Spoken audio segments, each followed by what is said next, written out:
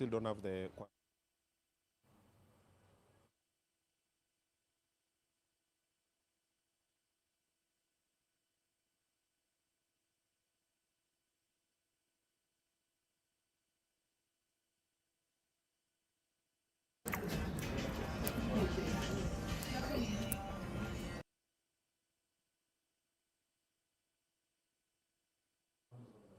Okay. Hey. Haya. Ni juma lingine jema. Tunajikabidhi mbele yenu kuwapa burudani tele tele. Kwenye mkono wangu kutolia naona Korir, kijana handsome kutoka West Pokot. The boy from village. The boy from village, Korir. Amejiseti, amejisatiti. Nini unaweka hapa dewe?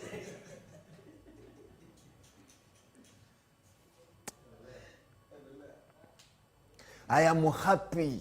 Extremely happy. This is the meaning of happy. I am happy. Extremely happy. What about you?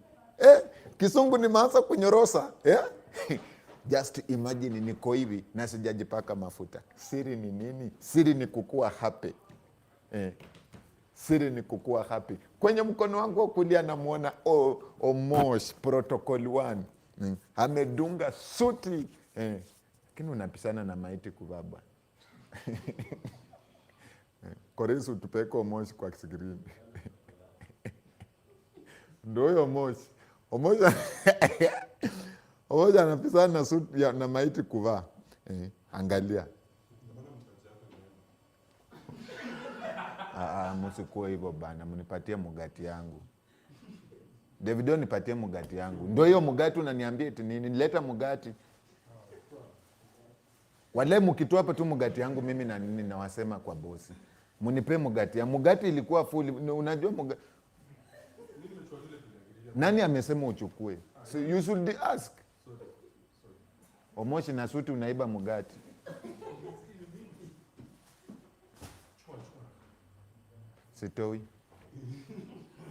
Sitoi.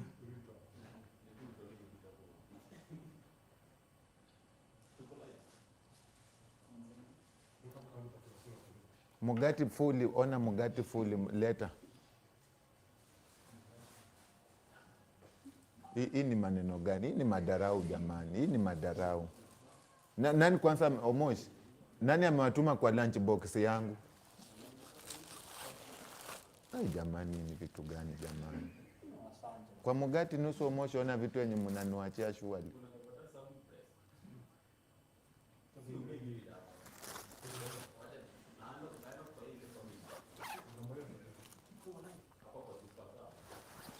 Acha bosi akuje. Guys, Protocol 1 ameorganize niibiwe mugati. Sasa mimi sijui naendea wapi. Omoshi ahesimu suti. Anyway ni sawa. Wamenifanyia hivyo. Wamenifurutia chini. Venye Manu imefurutia watu wengine chini, lakini mbundosi akiingia hivi lazima nipeleke malalamishi. Hiyo ni vibaya zaidi. What's happening? Kaa tu kwanza ndio nikwambie. Nimefanyiwa hapa unyama bosi. Umefanyiwa unyama? What's up? So walisema watu waheshimu vitu za wengine. Mimi nimeweka lunch box yangu huku kwa choo vizuri. Nilijua tu itatu is something to do with food. Sasa bofu ndo msima. Umeweka lunch box kwa choo hapa karibu na mlango ya choo. Si choo ni safi. And then what happened? Sasa ona. Sikuwa nimefungua kwa hii mugati. Ona vitu nimewachia boss. Ona. Suinue juu. Mbona unaweka chini ya meza? Out of full. Ilikuwa imejaa? Full mimi sikuwa nimefungua. Ikabaki hivi. Na Omosh ndiye ameorganize. Okay. Omosh ameorganize wakule mkate yako. Yeye ndiye ameanza kukula. Ametoa huku. Omosh. You really believe Omosh would do such a thing? Of all the people Omosh, hapo umedanganya. Si kuna kanda I know Omosh can do things lakini hiyo. Kuna kanda za usalama. Si kuna CCTV? Tutawatch tu. Then tuone. Kama Omosha yuko hapo, what do we do? You will apologize to Omosh. Ata sieti, unajua bosi, mimi kusaidia chakula na siesi danganya. Aseme tu kama amekula mugate yangu ama hapana. Na ni Omosh. Ndio huyu. So mimi niite Omosh. Namuulizia pale. Tukae na kesi ndio Omosh aseme kama amekula mkate yako. Omosh, umekula ama hapana? Ulikula?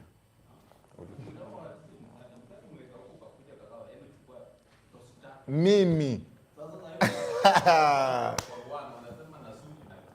naweza kugawa mkate kweli. Omosh, na hiyo suti yako yote unakula mkate ya daba man. Okay, Omosh anasema ulikuwa unagawa mkate, aliwagawa mkate. Pamela come. Pamela kuja. Come this side. Come this side. Sasa. Kofiti. Yeah. So you make the collar first. Collar ango migine kama. To kigine collar ni kama ya. Dong gini bero baton ka.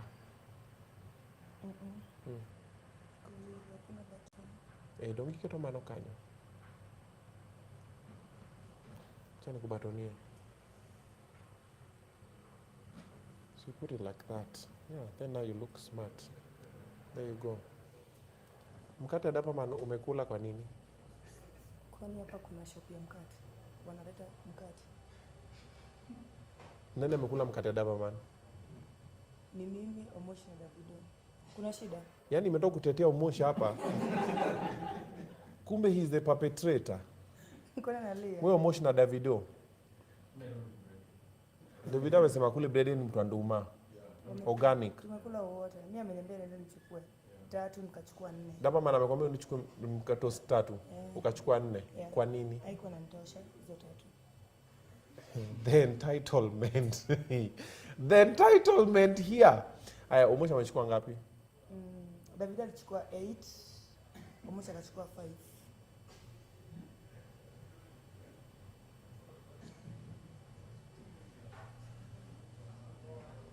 Haya, mwenye mkate ndio huyu anakapa kama orphan. Tufanye aje? Huyo mimi ndio nilimwambia.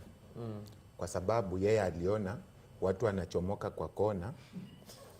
Mimi singechomoka. Na mkate. Na vyakula.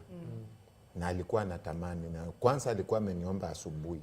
Nikamwambia ni akiba ya jioni. Sasa baada ya kuona watu wanachomoka huko, ndio akaniomba. Nikamwambia enda uchukue 3.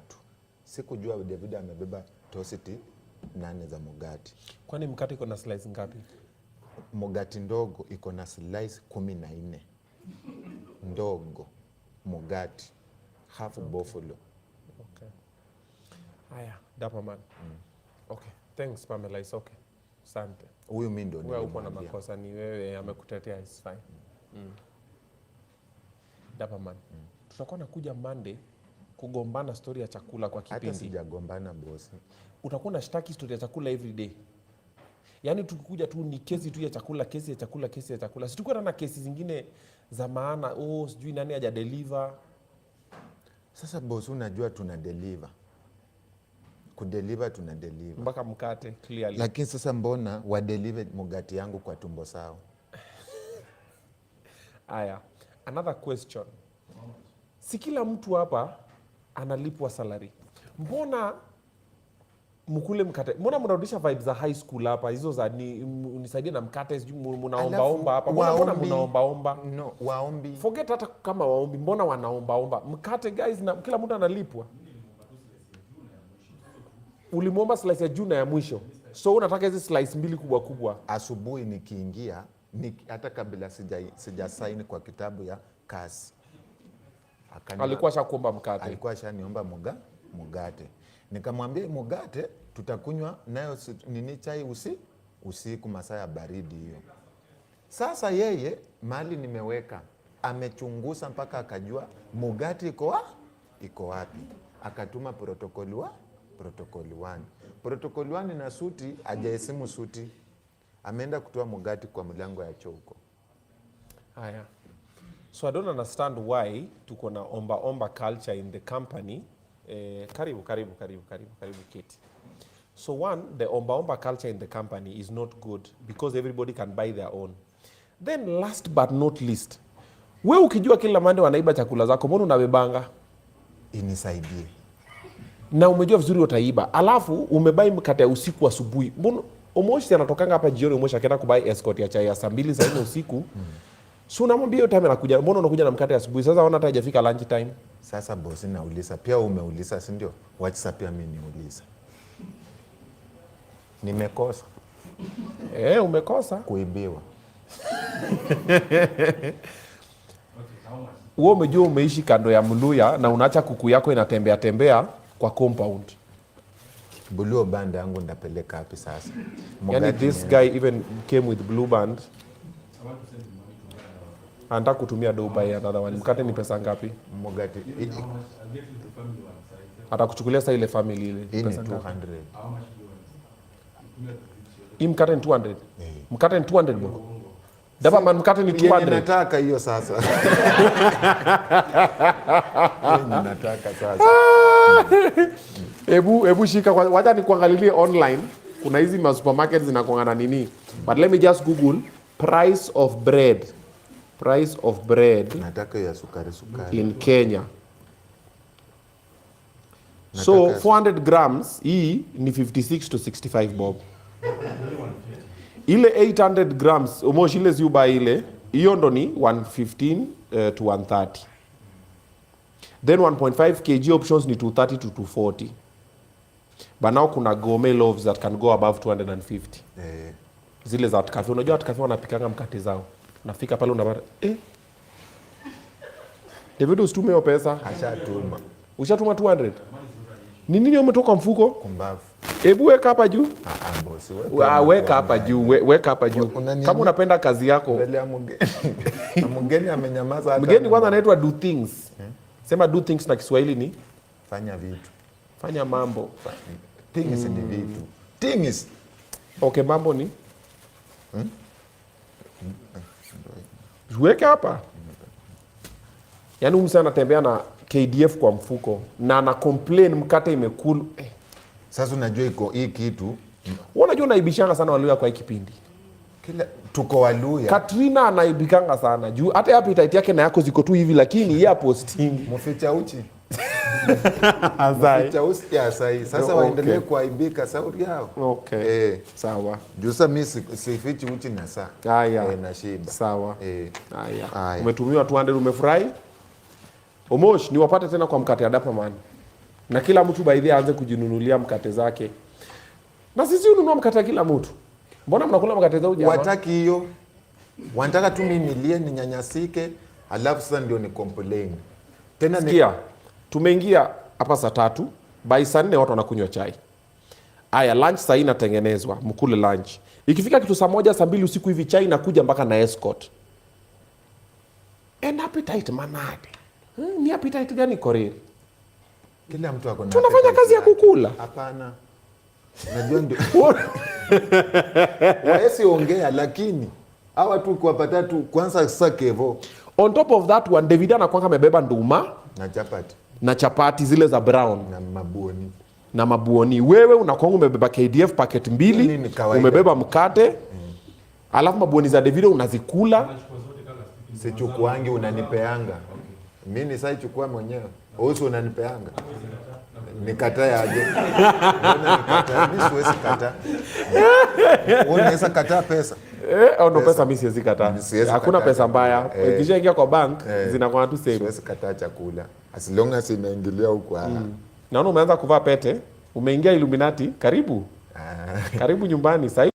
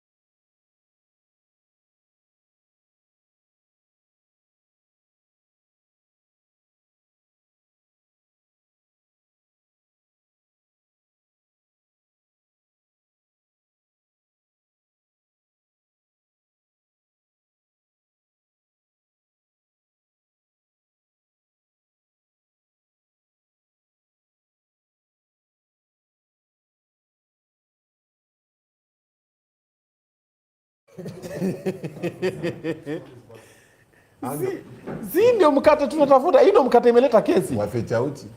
Mimi nimeingilia wapi mkate? Okay, umetoa wapi mkate? Hii yangu hii nimebeba. Karibu kwa Korir. Karibu kwa Korir abebe mkate, Korir. Karibu kwa chama. Ai, mtu wa West Pokot abebe mkate. Boy from village. Ya, Korir hizi beba mkate. Hii ni ile mkate yako. Ndio, malizia tu hii basi. Patia malizie. Juu ushapatiwa pesa nyingine. Lunch box yangu hii. Shika. Korir amesema ako sawa. Haya. Mosh, ambia Caleb after hii interview ya kwanza tukule. Sawa. Tukule juu nimeona venye watu na hii Januari ni kama imekimbiza watu sana huku. Februari. Tuko Februari sana. Tumekungoja tu kwa banki hapo. Ile milioni ungetupea tu. Bosi, unajua tuko tu na wewe by the way. Hatutaki explanation. Sisi tuko tu na wewe. Haya, karibisha wageni hapa online. Wanasemaje? Haya, tafadhali mtusaidie, mnatuambia mnatusema kama mko wapi, tuwapatie ujumbe mfupi wa salamu. Haya, Emily Agata, asante sana kwa kujoin kipindi. Lady Mary, asante sana. Oda Betul Sipi, karibu sana. Happy Kileira, asante sana. Catherine, karibu sana. Wanasema ati bosi, suti yako imeweza. Na mjaona koti hajava bado, nini koti mjaona socks, medunga hapa socks za Hello Kitty. Sawa, suti socks wapi? Inanuka nini? Wo. Ndakuona wo. Wachana na socks yangu kabisa. Nilijua Nilijua. Iko fiti? Hata umeiona? Koringi ana zoom sasa. Ni sawa, Koringi na kuanga pole pole hivyo atachangamuka tu. Mtu ata slow down photo alafu frame. Wamekupata. Sema ni fire. Eti Kisii ilikuwa fire bossy. Yeah, Kisii was very nice by the way. Thank you so much for everybody who came through. It was amazing. I had so much fun at Cream Lounge in Kisii. Kumbe mnanipendanga tu. Hata mimi ninawa Lombo. Thank you very much. Sio wewe, sisi tunapenda wa Kisii. Mbona hiyo yako I sound kama mimi nasema? Si tunapenda mafans wetu wa Kisii. Si useme hivyo. Ukikuwa mspecific utatokea kwa kesi na wewe uko na bibi.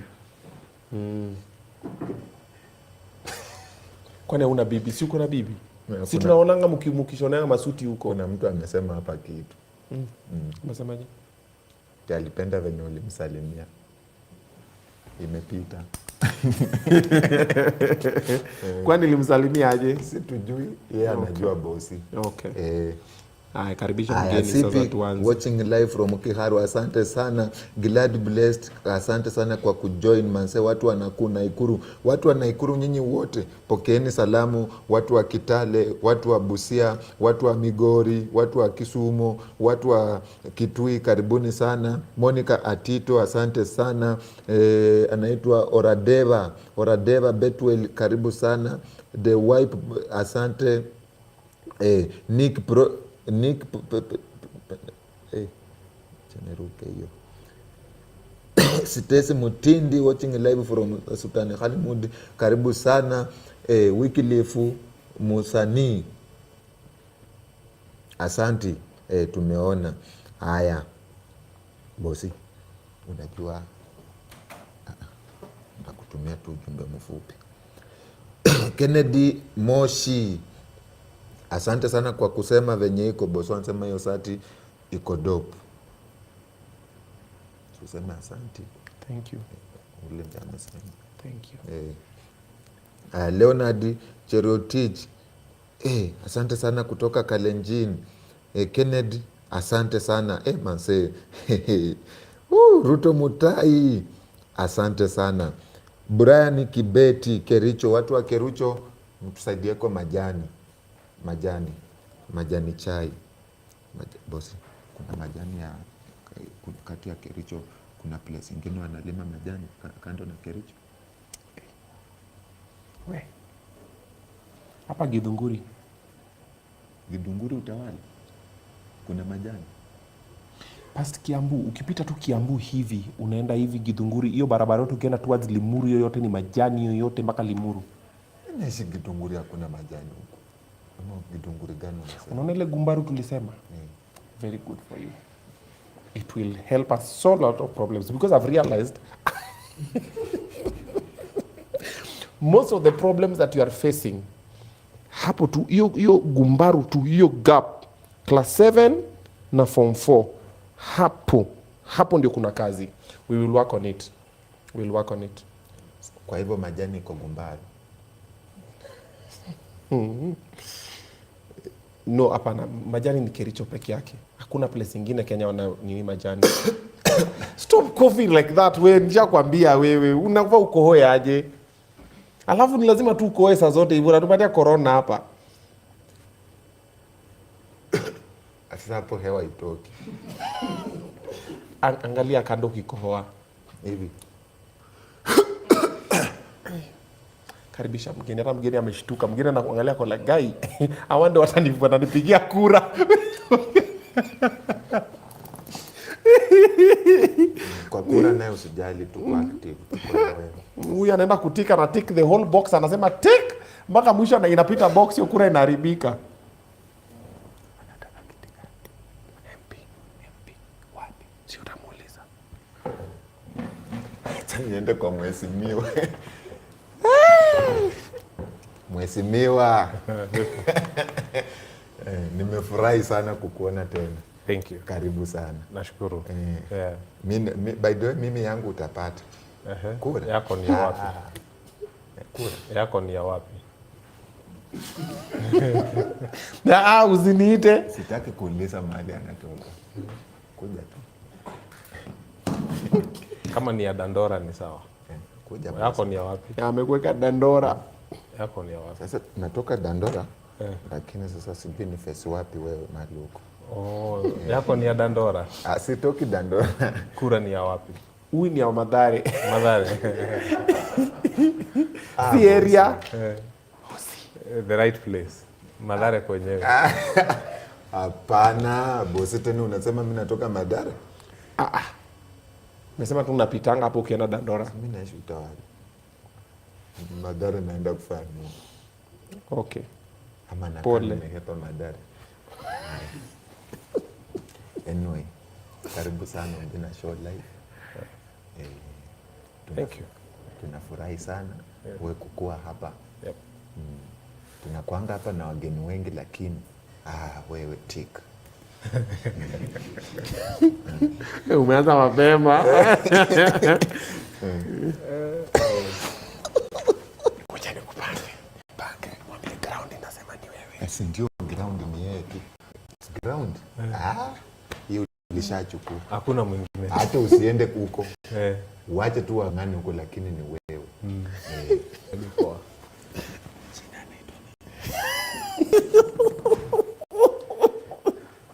Kwani ground?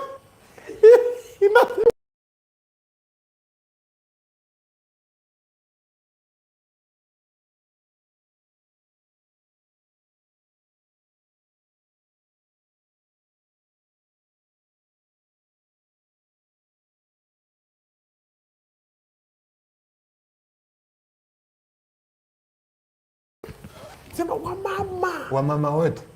wanasema Maleso yenye ulileta huko wanafunganga tu wakiimba Fanya Mambo. na ile unga. Wamama Fanya Mambo. Kwanza Wakifunga ama wakifungua. Maleso amepeleka. Wanasema hivyo wakifunga leso ama wakifungua leso. si amefunga sana naimba kwa nyumba. Haya. Fanya mambo, fanya mambo. Fanya. Hapa anaingia mse. Kama leso italeta maneno. Anaambia mzee afanye mambo. Maneno leso inaleta matunda kwa nyumba. Ongeza ingine. Alafu sasa sisi vijana tuko tu hapa 1 2 3. 1 2 3. 2 3. 1 2 3 4 5 6 7 8 9. Uni mgeni wako.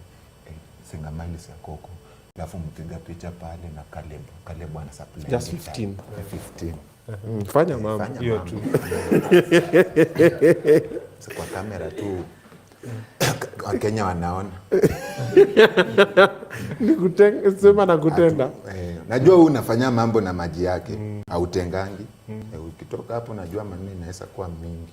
Anyway, karibu Obinna Show live. Asante. Na sasa nataka nikusaidie kinywaji. Ndio sasa ufanye mambo. Sasa tuko na maji fufutende, tuko na sarubati, expressway. Wacha kuchoka. Ndio naanza. Maji fufutende, sarubati, expressway, chai fupi, chai ndefu, mocktail, cocktail, still water. Mimi nataka uchanganye zote. Uchanganye hiyo vitu yote umesema. Afanye mambo. Sasa inaitwa mchanganyiko wa vinywaji. Sasa tuchukue expressway, tuweke yote. Kweli? Yote. Kwa sasa hiyo pia natengenezanga hapa. Na mtu niseme mgeni anataka vyote. You mix tu nilete hiyo concoction.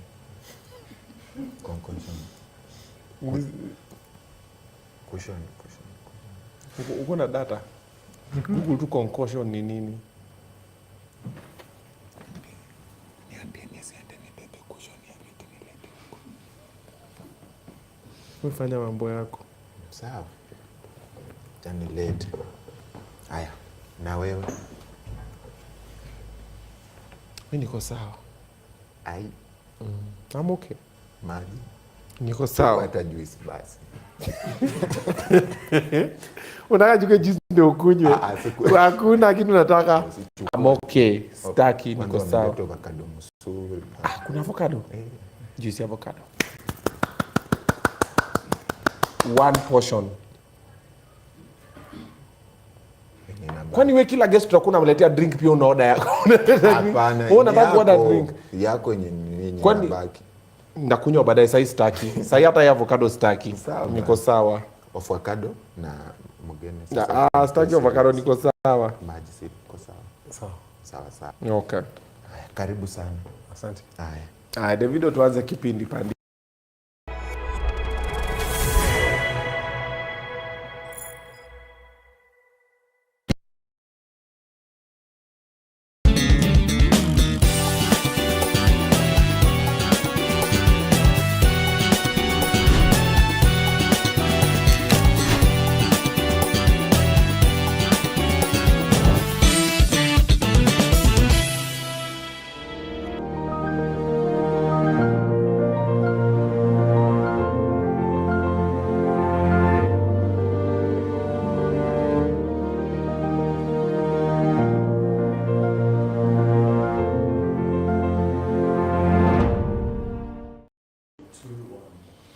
What's up, everybody? Good morning, good afternoon, good evening, depending on where you're watching us from. Karibu sana. Thank you so much for tuning in. We do not take this for granted, asanteni. Nimeona mnajitaita pale, karibuni sana, chukua kiti kaa, tafuta bundles, because today we have a fire lineup for you guys coming up next. We're going to be having an amazing show tonight. Tutakuwa mambo ya mapenzi, mambo ya politics, mambo ya mangumi. Leo tumepanga kila kitu iko live. All right, welcome. We do hope that you had a very interesting weekend. I did. My weekend starting last Thursday has been very interesting. Went around the country playing golf. It was interesting to find a golf course with only browns. That's Gilgil. That was a very interesting course to play. And also I was in Kisii over the weekend for an event. It was raining, but y'all came out. It was full house. Thank you very much. I do not take that for granted. Wale walibaki Nairobi, kulikuwaje? Manchester nasikia wamefanya mambo. Saizi sasa wanapika tu machapati, mambo ni live. All right, that is a good thing, and I do hope that your weekend was also either eventful or restful. Yote 9-10, we are here to make it right. That's why we bring this show on Monday, so we can inspire and motivate a couple of people. But above all, education is paramount. You're gonna be learning a lot, especially from the guest that we are starting with.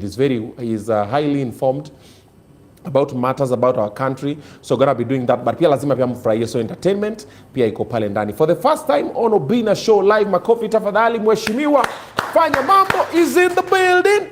How are you, sir? I'm very well, thank you. Uko Habari yako? fiti? Niko salama, nashukuru. Hata mimi niko mzima. Happy to be here. Kujaribu tu. Happy to host you, nimekutafuta. Hii bench naionanga tu kwa hao, nasema the time will come. The time will The come. time will come. Yeah. Me have been seeing you going there podcast. Hataki kuja kwetu. Hatujafika hiyo level. So, you know, I'm obedient. Niliitwa nikaitika.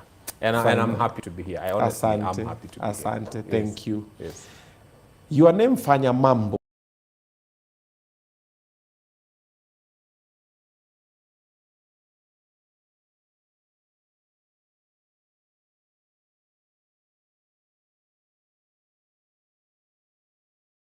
I just need everybody chukua simu, tuma ka 10 bob just to confirm kama itakuja Fanya Mambo Kinuthia.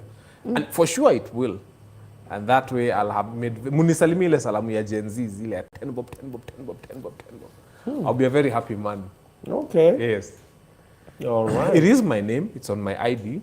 And I'm happy to be called Fanya Mambo Kinuthia. Okay. Yes. Name. Yeah, jina. Your parents actually named you hata kwa Fanya Mambo. passport. Hata kwa passport. Wacha Passport hivi. yako ni Fanya Mambo? Yeah. So ukitraveling ukifika kwa ni hello Fanya Mambo. I tell them do things is here. Oh, that's interesting. Your Yeah. parents must have Like your parents can name you or life can name you. Initially it was a nickname that I hated. Unajua nickname unaitanga unaambia mtu acheni kuniita hizi majina mnaniita. But I've never seen someone who accepted their nickname when it comes. Hata wale watu nasikianga mtu anaitwa mrefu ama fupi, whatever nickname, most people usually say no. After some time unaanza kuitika na madharau.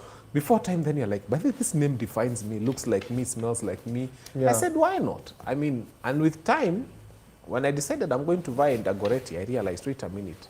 wamejua hii Fanya Nobody Mambo. calls me Kinuthia. Unajua kuna mtu alikuwa anaitwa Kalembe Ndile. He lost one election because kila mtu alikuwa anaenda kwa ballot anatafuta Kalembe Ndile anakosa. Kalembe Ndile alikuwa nyima jina Yeah, gani? no. He had to add Kalembe Ndile. So sometimes you ask yourself, how do people know you? And if they've decided that's my name, it's not a bad name, so I accepted it. In fact, it became part of my names. And since then, people only call me Fanya Mambo anyway. Why was it your nickname? I have a habit of getting things done. Fanya Mambo is not just a name, it's a way of life. So I get things done very quickly. Okay. So wakasema, you know, I was watching a show the other day and I like this guy, Wilfred Kiboro. He said something, I have to credit it to him. If you want something done, if you really want something done, look for somebody who is busy. Most of these people who are idle have a habit of not doing things. But those people you say umse ako busy sana hana time, interestingly, they are the ones who do. Unakutanga yeye ni chairman wa board ya shule, yeye ni nini, all the time. People who have a habit of getting things done. If you add them an extra one, they will do. And people who have a habit of being idle, ako jaba base, most of the time, whatever responsibility you give them, they won't do. Yeah. Interesting. There's also a research that showed that if you want something to be done quickly, give the laziest people. Because they'll find a quicker way to do it so they can go back to... It was some other research, those ones that you find on and you're like, okay, that's interesting. Oh, so your name is actually from you doing things, making things happen. Yes. From high school, Hama Primo. Throughout. So you didn't Immediately talk after Primo. high school when I was in college. Yeah. Yeah. Born and raised Wapi?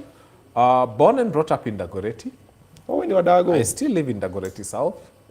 Just Hapo Lenana School. So I'm in my constituency. I was born there, I was raised there, I live there. Everything of mine I do there. You know, I see politicians saying, leo naenda grao. Like it's an adventure. Naenda grao. Mi naishi grao. Kila kitu yangu iko grao. Wewe kila siku unarudi grao. Kinyozi wangu ananinyolea grao, my mechanic ako grao.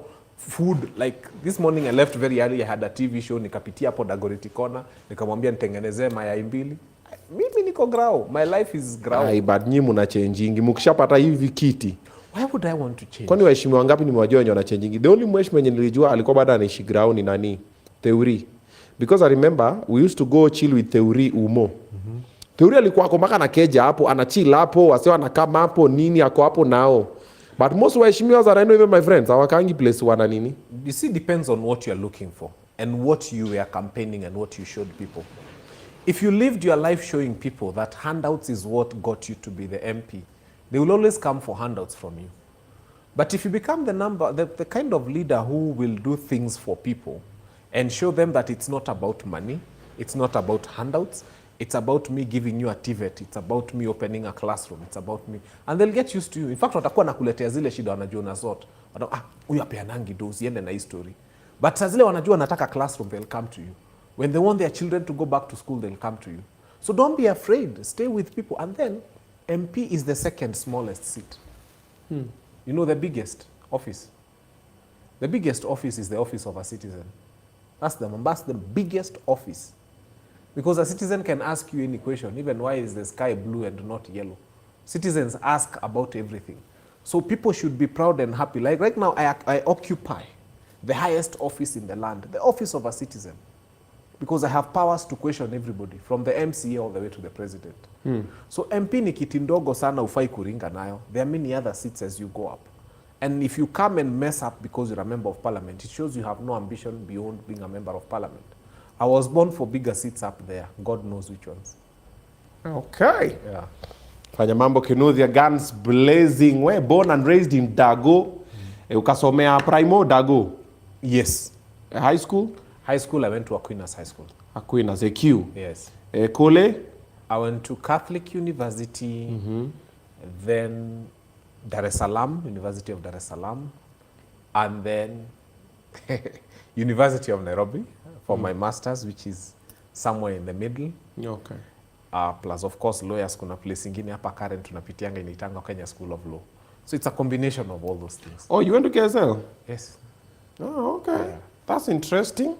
So you are actually a lawyer? You see, I'm a lawyer who is in the process of becoming an advocate. When you finish your law degree, you become a lawyer. Then if you choose to start going to court, you become an advocate, which I was not keen on. I was happy to do alternative dispute resolution. So I help people resolve their disputes out of court. That explains why I'm not in a suit and tie. They say, you know, lawyers are supposed to dress in a suit and tie with a touch of common sense. Yeah, you can't wear a yellow suit or a pink suit. Some don't get it. Yeah, so, but We've been seeing some of the lawyers in I there. like That now. touch of common sense. yeah, has now been lacking. you see, now I'm happy. I'm in a white shirt, I'm in sneakers, I'm easy, and it's a Monday. So mediation, arbitration works. Oh, wow. Yeah. That's interesting. So kazi yao ni kusolve tu mashida za watu. Yes. Ni gani hapana simuongee wamesema hivi, wamesema. Oh, okay. That's a good thing. Oh, good stuff, good stuff, good stuff. Getting to know the person. Because I've been seeing videos of you online speaking about a lot of different things, and I was like, but where does this guy come from? For example, like right now, you want to be the MP of Dago South. Yes. And a lot of people will ask why do you feel like you have to be kwani MP wapo hayuko? We are currently represented by somebody who acted Kamotho for a very long time. And now he's leaving Kamotho. What do you mean acted? For anybody who watched a ridiculous show, there was someone there whose character was Kamotho. Sinani, KJ. John KJ Carrier. Hey. And he acted that for a long time, you know. And when Mongare was Moi and him, he was Kamotho. Today, I see William Ruto. And the things KJ used to do as Kamotho, he's doing for William Ruto. So we say, we just don't need this in Dagoretti South. There has to be something different. His employer is the people, not the president. We have members of parliament, and he's not alone, who have chosen that the boss is the president. They forget who the boss is. So when we come and tell you don't vote yes to finance bill, you vote yes and then you come and say ni Photoshop. Hakuna maandamano. You remember his comments. Everybody in Kenya has never forgotten. And so many other things that. He has chosen William Ruto over his people. And so the people of the Greater South have told me, Fanya Mambo, this is it. You are the replacement. And God knows it's a matter of time. So I wish the election was tomorrow. So you believe that KJ, the only thing that he's doing in your area is supporting the president? Ama, you believe he does not deserve to be re-elected just because he's supporting the president? I do not think that he does not deserve to be elected because he's supporting the president. I think once you understand the reason why you are voted for, you will know that you were voted to represent your people. When your people tell you, go and tell the president that we are going to hospital and SHA is not working. You don't come and tell us SHA is working. Sisi ndio tunaenda hospitali. Sio wewe. Nyinyi MPs mko na cover yenu tofauti. when we tell you that university funding model is not working for us, you don't come and put up a tent and start telling us the UDA government has delivered. If we tell you it's not delivered, it's not delivered. We are the voters. So, and any leader who does not listen to the people who voted for him then has got no other choice but to go home. So his time is coming, and I'm looking forward. Siku moja tuite naye hapa so that he has a chance to defend himself. Sitaki kumlima kama hayuko. I'm a very fair guy. I don't want to go into a box ring and I'm beating someone who is not there. Panga, tukae kwanza yeye akare karibu na wewe ndio asikie maswali haraka. The battle lines has been drawn. Yeah. So I don't want to, it's only fair. Why do I want to fight him in his absence? I want him to come and defend his record. Then I want to sit here because mimi naishi ground. By the way, kwake unajua ground is this wonderful place he has to visit. You know, he even has to take photos. #niko ground. For me, ground is so normal. Hata sasa nikifika home nitakuta my pantry, they know naweza kufika tu hivi kulikuwa na unga nikute zimeisha juu watu wamekuja wako na njaa. So I live there. These are problems I experience every day. Sio kawaida. I mean, WhatsApp group nimewekwa 2030 in a week, umewekwa ya harambee, ya mazishi, ya nini. So that's why if it has to happen, if I have to respond about him, I want him to be close by so that ikuwe close contact. Na wewe ni mzuri yako na bodyguards wa gava. Mimi sina but sawa tu tutalemana. Na itakuwa ni sitakuwa 2 points. Yes. Hata I need bodyguards. Bodyguards are drop points. Au ni misuli tu. We don't want no, obviously it's a conversation we want to have because but we don't want biceps and triceps, we want concepts. Yes. Okay. So una believe because you're on the ground, Keja hakuna kitu amefanya kwa ground. Atembea kienda. No, it would be wrong to say hakuna kitu amefanya. Okay. The right thing to say is this. Our people have got expectations. Okay? If you come and do that which you think is right for the people, and you keep posting and saying, I built you a toilet, for example, and people wanted a lab, then there's a disconnect. So it's not for me to come and say, I mean, I know so many people who have built projects in the ground. Okay. But then the question becomes, is that what the voters want? Do they feel connected with you? Copied. Yeah. And so, I mean, that's a conversation I'd like to have when he's around. Okay. Yeah. We'll organize. KJ, fanya mambo yako, you're my boy. Huu pia ni beshte yangu, tupange, tukue one-on-one, tuongee. Now, let's jump right into it. You've been very vocal about President Ruto's struggle to secure a second term. And you've said that he used to be a good mathematician. Kidogo mathematics imeanguka 2027, unaona ifanyiki the same way he had planned.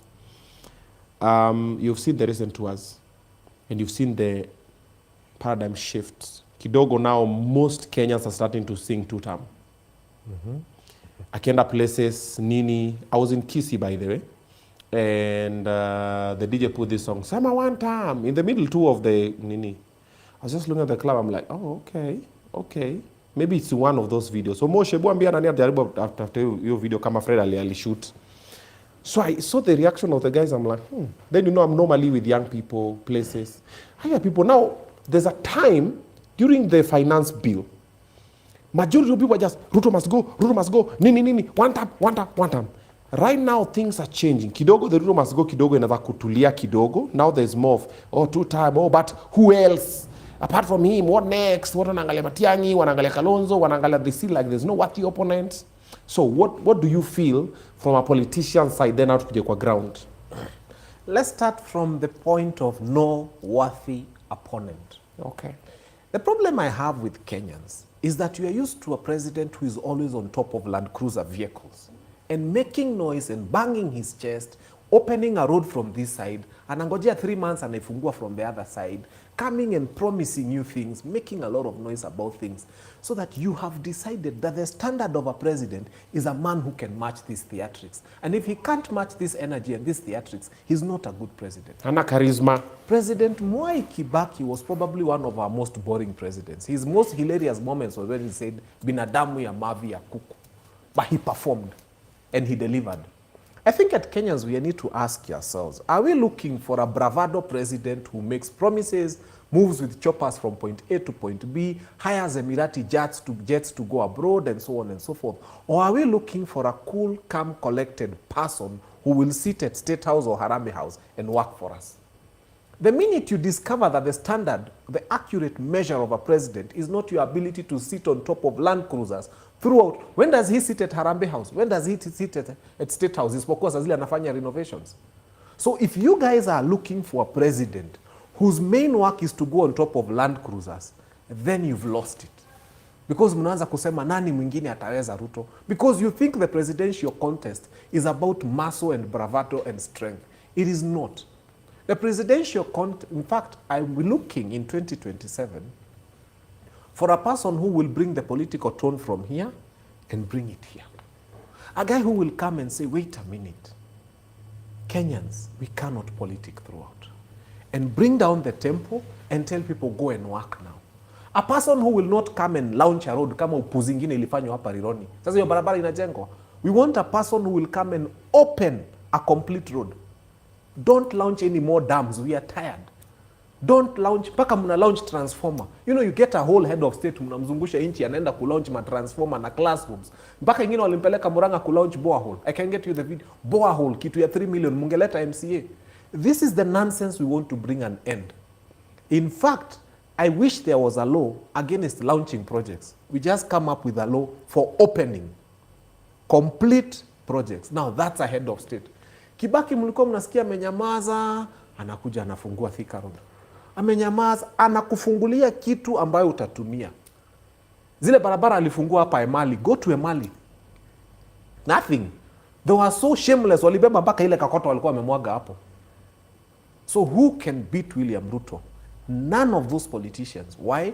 The battle in 2027 is not between William Ruto and Matiang'i or Kalonzo or Rigathi. The battle in 2027 is between William Ruto and Kenyans. And Kenyans don't want this madness. We've gotten to a point where you're asking yourself, in the history of this country, has there ever been a time when 800,000 children have not gone to school in January? The head of state has to go around and tell wazazi pelekeni watoto shule. Ever? And then kuna mtu anasema two-term. I stopped addressing William Ruto. Nowadays I address his supporters. Because William Ruto will not hear. He's gotten to a place he believes he's the best, he's the wisest, he knows. Nyinyi wote ni wajinga. Hata ataramianga sisi ni wapumbavu. Tunaitangwa less than average thinkers. So why should I address William Ruto? My address now today is to his supporters. Naambia wewe. Jana ulikula food kwanza? Did you have supper? Let's start there. Is your child in school? Can they afford grade 10? Is it making sense for you? Is SHA working? Once all those questions are answered, so today I no longer address William Ruto. I only look at his supporters and I pray that God will give them common sense. And allow me to tell you something. Kuna kitu, fellow Kenyans, inaitwa Stockholm Syndrome. In Sweden, the capital is Stockholm. There was a time in 1973 when some bank robbers raided a bank. And then after they got into the bank, they were there for 6 days. They held some people captive. So for these 6 days, walikuwa wanatesa hawa watu. But somewhere through the 6 days, these people started getting used to the abductors. Because unajua anakutesa mpaka anakupea kitu ya kukula, unaona, hey, this guy is my only survival. Long story short, the police came in, they subverted that thing, and then these abductors, or the captivate, or these guys who had abducted these people, were arrested and taken to cells. When the time for the hearing came, these people who had been tortured for 6 days, they refused to give evidence. Wengine mpaka wakachanga pesa yao, kutoa cash bill, kutoa wale watu waliwatesa. There is something in psychology called Stockholm Syndrome. And Stockholm Syndrome is when you start liking your abductor to the point that you can go and rescue your abductor, unamlipia cash bill. Ruto has abducted Kenyans, he has mistreated Kenyans, ametuulia wajenzi wetu, and he has done all sorts of terrible things. Now we've gotten to a place tumeshikwa na Stockholm Syndrome. Mpaka ukiona Matiang'i anakuja kusaidia nchi unasema hey, unaenda unajishikilia na Ruto. Ukiona Gachagua anakam unaenda, it's a Stockholm Syndrome and we need to help our people. They are sick. They are sick. Ukiona mtu anasema two-term, he's sick. You cannot tell us two-term and 800,000 people are at home. Children hawajaenda shule. And when that head of state is asked, why are these children at home? He comes and says, wazazi, kama mtoto ana uniform, ama hana uniform, peleka watoto shule, ile siku utapata pesa. Those were his words. Ile siku wazazi watapata pesa, watalipa. What is happening on the background? December. Go to the World Bank website. It is right there for you to see. Mimi si kuandika website ya World Bank. We were given 30 billion.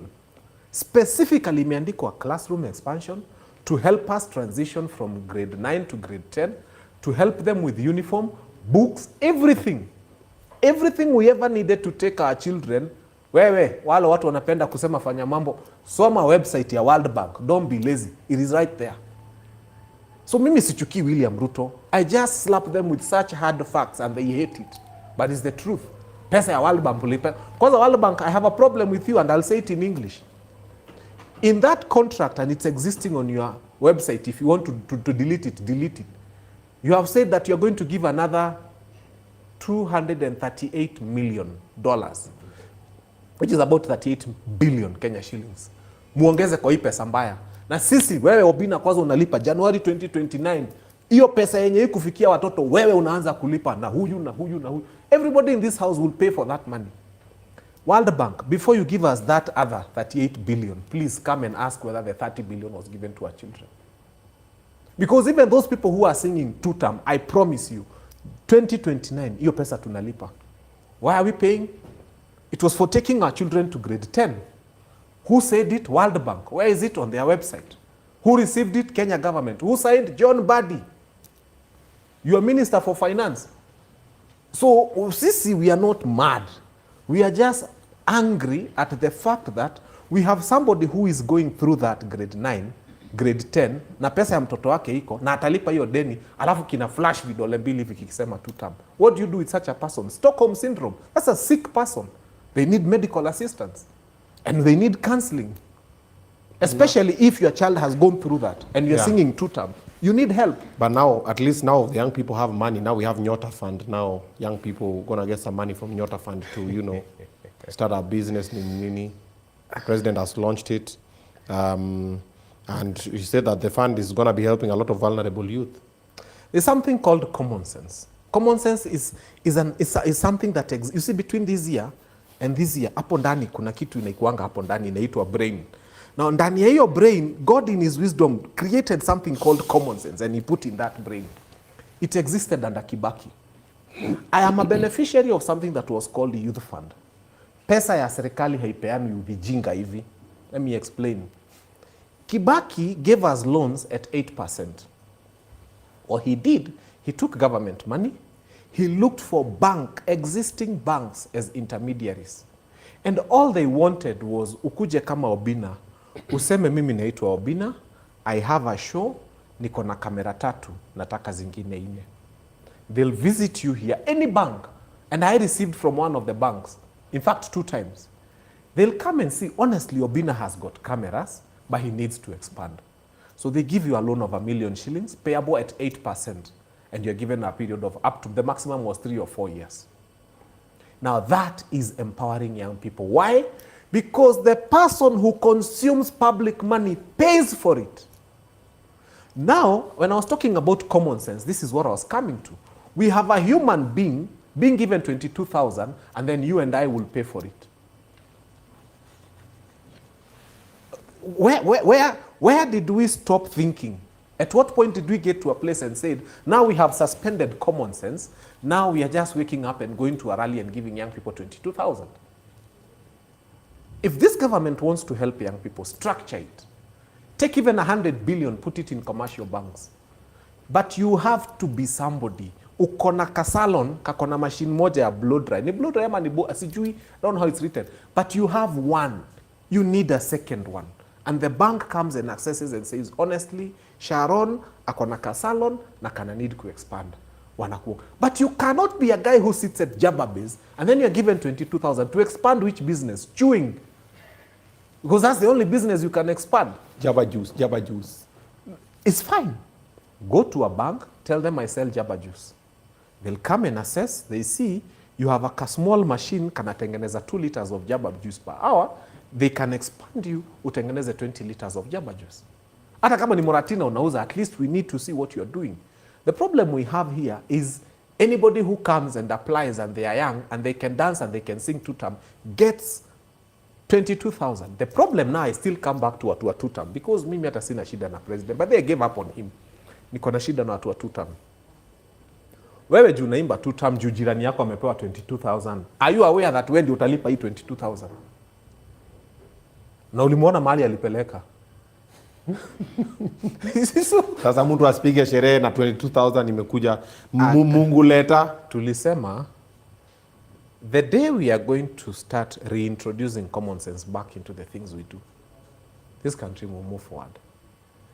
Nyota Fund is welcome, but channel it in a manner that shows you are using common sense. We want a baba to come and say, niko na machine mbili za kunyoa, sina sink, na sina hii, na sina hii. Even the Bible says those who have will be given. So that who mwenye ame-expand kinyozi, I employ mtu wa jaba beza mulete hapa. But always toka kwa mtu akona biashara umnyime pesa, uende kwa yule anachu miraa pale umpatie pesa. I thank God I'm from Mount Kenya. The bulk of some of this money has gone to Meru, which is good. Our Meru people are happy. But then what next? What next?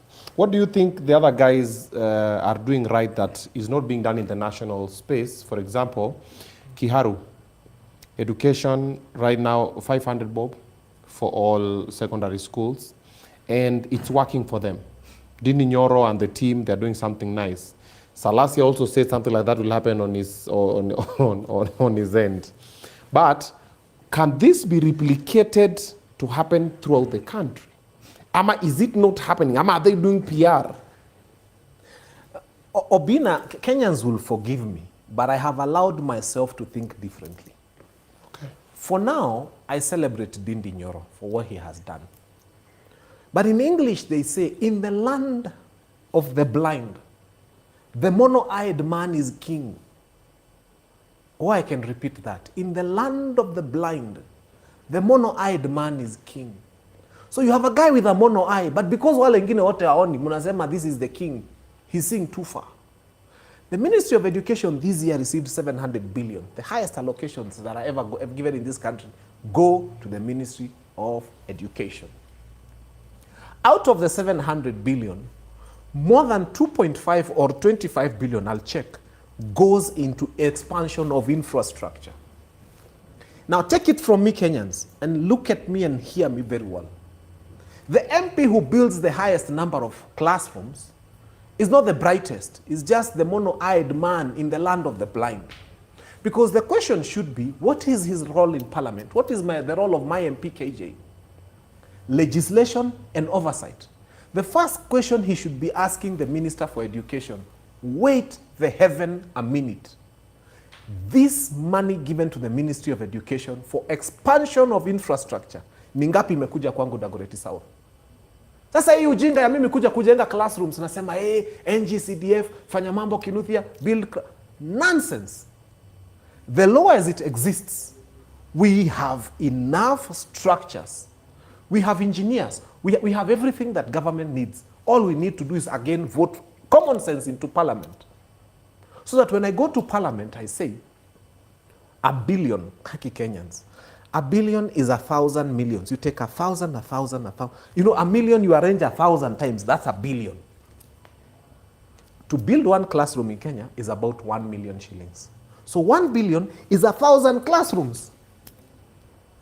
So when the Ministry of Education is given 2.5 billion for infrastructure expansion, each billion is 1,000 classrooms. So by the time you're getting to 2.5 billion, you have 25,000 classrooms. Now show me 25,000 classrooms. Kila mpia nakuja kuambia nimejenga na CDF. Why were you building na CDF? Because you failed as a member. And ndio maana nasema CDF itolewe. You have failed as a member of parliament to push this government to use that which has been allocated to your constituency for your people. They come and say nimepeana bursary. Let me tell you, kama watu wa Dagoretti wananichagua nipeane bursary, afadhali hata nisichaguliwe. A monkey can give bursaries. Get a monkey from a tree, train a monkey to queue and dish out checks. You can do that. My friend, I am the first person to have come up with a conversation. Tulikuwa na Jeff Koinange. Nikasema MC yako na bursary. MP yako. That was me. Thank God for Senator Karongo Wathangwa. He took it to Senate in the month of May 2024. I said it in January 2024, January 30th. If anybody has an older video, atuonyeshe. So we go, May, Karongo Wathangwa takes it to Senate. It goes to Senate, they say, oh, we are spending about 80 billion on bursaries in this country and about 44 billion on capitation to school. On the 23rd of August, 2024, the Speaker of the National Assembly, Moses Wetangula, says, wait a minute, can we create a committee to discuss this issue of MCA on a bursary? In fact, he was quoting me word for word. I thank God. Fast forward, 30th of April 2025, yes, the Speaker of the National Assembly creates a committee in Parliament, mpaka leo iko, headed by Junet Mohammed, to discuss Fanya Mambo's idea. How do we make education free in Kenya? We discover we are spending 106 billion in bursaries and we are spending 25 to 45 billion on capitation to schools. Now the conversation is national. I hear it everywhere I go. And what do we want to do? Take common sense to Parliament. Because if I am Fanya Mambo, I don't want to give checks in Dagoretti South. I want to make education free. Nikupatia check, unaniuliza hii check nitapeleka wapi na shule ni free. And the money is there. Explain to me why we are spending 44 billion on capitation to schools and spending 106 billion on bursaries. Kenya is okay. Kenya just needs to remove fools from spaces of leadership. Complete.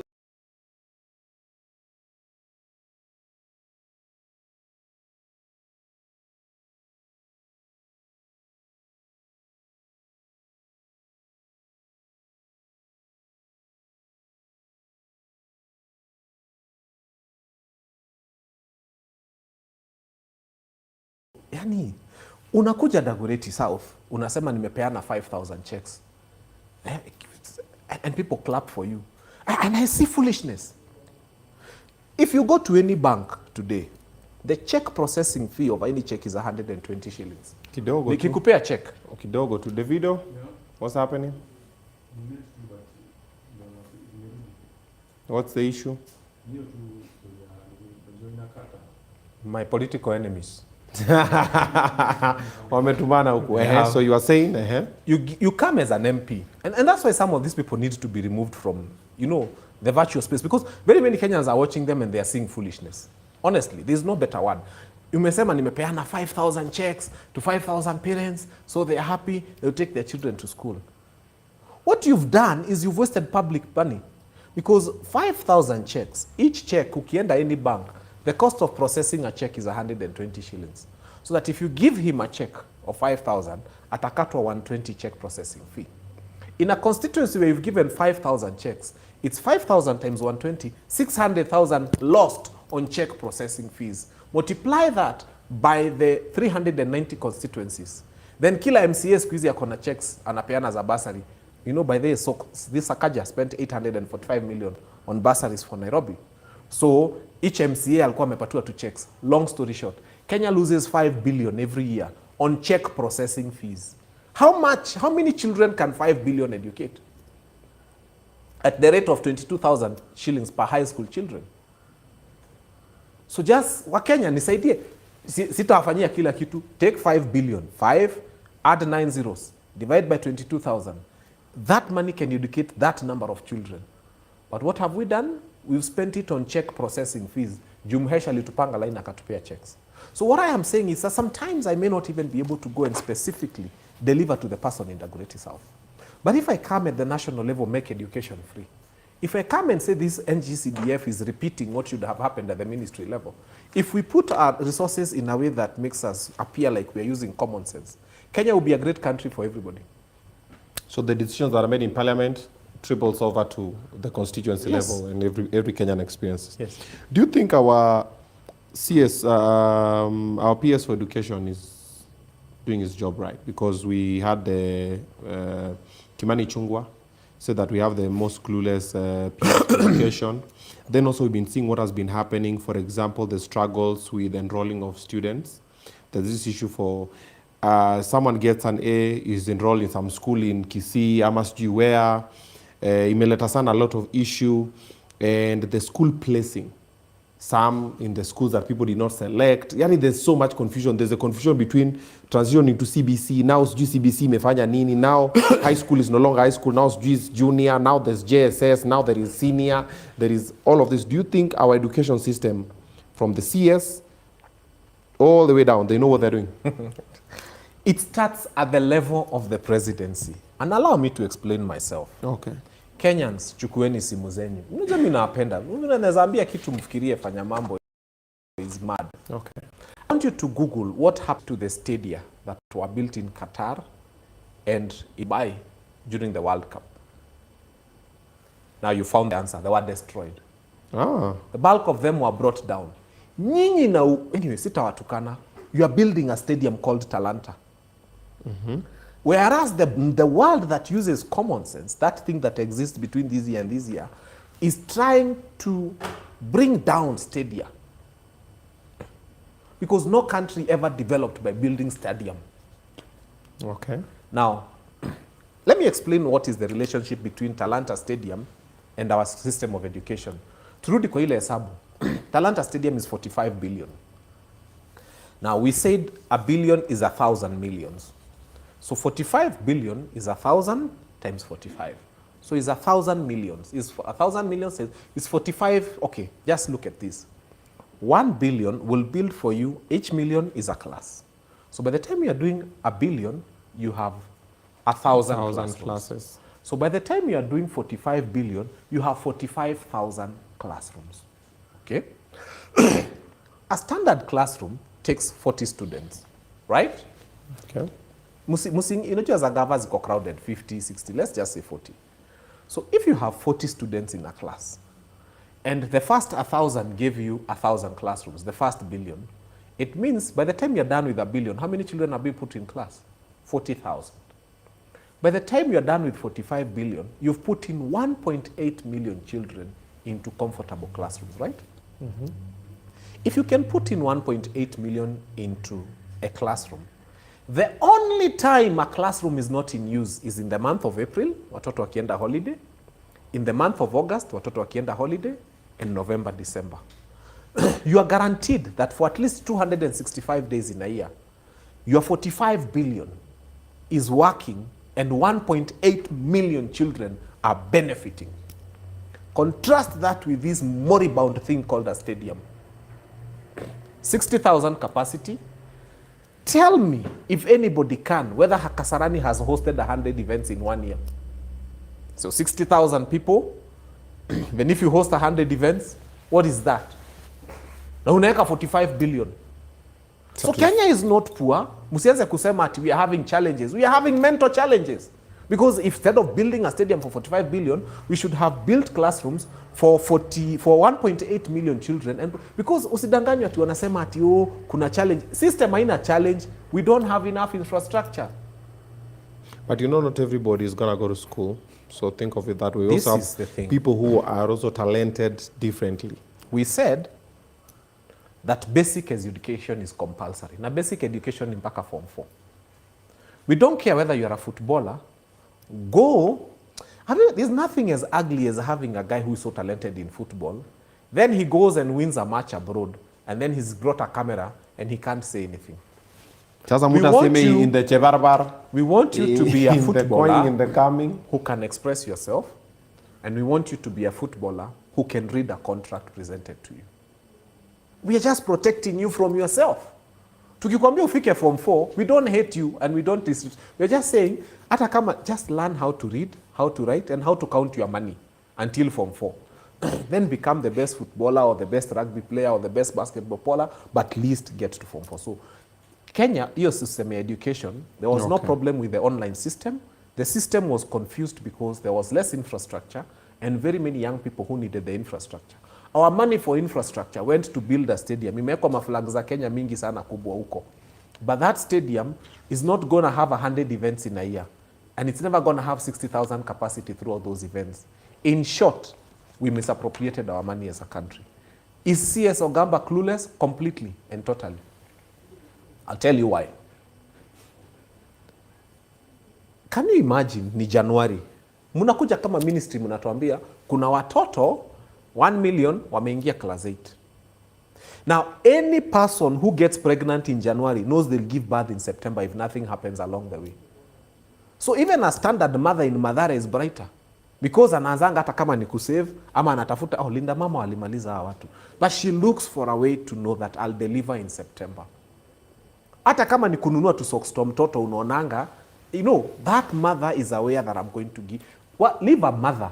Do you know that today if you have a pregnant cow, towards the closer times of giving birth, the cow starts looking for a place where it's going to give birth. I have pigs at home, I see them do that.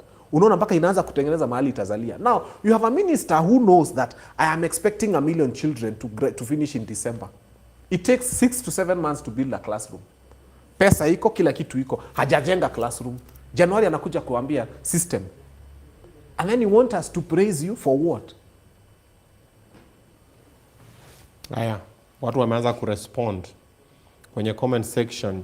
Collins Tamba, Talanta Stadium is not under the government budget. Iko under AFCON, tunaenjoy Fanya Mambo wewe. Wanasema Messi does not even speak English. The World Cup stadiums in Qatar were designed to be partially or fully dismantled to prevent them from becoming white elephants. Expensive and unused structures that burden the local economy. That is Peter Eric Waura Njuguna. Kuna moja hapa anaitwa Big Blue. Anasema been respecting his words but hapo kwa talent sasa nime draw the line. Metrin Nekesa, hata wewe ukiwekwa hapa you'll do nothing. You always have ideas before you get there. Yep. Mambo ni mingi hapo. So guys, muko 50-50. Let me throw something in there as well. So the president spoke juicy and spoke about, so indirectly he was saying the way normally when he has a good idea, other people will shut it down. And he said that other countries that have managed to work through, they've gone through dictatorship. You heard the story? The speech when he said, inafika point, president akasema ni left, provided it's for the benefit of the people. What do you think about that? Article 4, sub-article 2 of the Kenyan Constitution 2010, Soma, Kenya is a multi-party democratic state. Now, President William Ruto, wewe tulikupeleka Kasarani. You swore by the Bible to defend, uphold, and protect the Constitution of Kenya 2020. Not parts of it. The Constitution of Kenya in its entirety. Saa zile uliishika hivi, ilikuwa na Article 4, sub-article 2 of our Constitution, which makes Kenya a democratic state. In fact, it says a multi-party democratic state. Now, President William Ruto, if you have a problem with that part of the Constitution, there are two choices. One is that you can resign as president. And the other one is that you can resign as president. Reason is, if we have to choose between you and our Constitution, we will die at the floor of our Constitution. This Constitution is blood, sweat, and tears. I was lucky at the age of 20. I sat at Bomas of Kenya as the only observer on behalf of the youth. Mi siasa tumeanza kitambo. That part you see on the youth in our Constitution, ask me about it, and PLO Lumumba will confirm. I have a badge. I was at Bomas 1, 2, 3 at the age of 20 as the only observer on behalf of the youth in Kenya. This thing munaona hapa inaitwa National Youth Council. We crafted that thing from zero. So mtu kuja hapa kutuambia ati that constitution for some of us, blood, sweat, and tears. Mr. President, two choices. First one is to know that there is Article 4, sub-article 2, which declares Kenya a multi-party democratic state, which you swore to protect. Alternatively, is you resign, we get someone who will protect that. But history of dictatorship, we are not opening that door. Mobutu Sese Seko was one unashamed dictator we had in Africa. He built an airstrip at his door. Whenever he wanted to go to France, a Concorde would come and pick him. At a palace, yenye sahi atanyoka wataki kulala. Nobody wants Mobutu's house.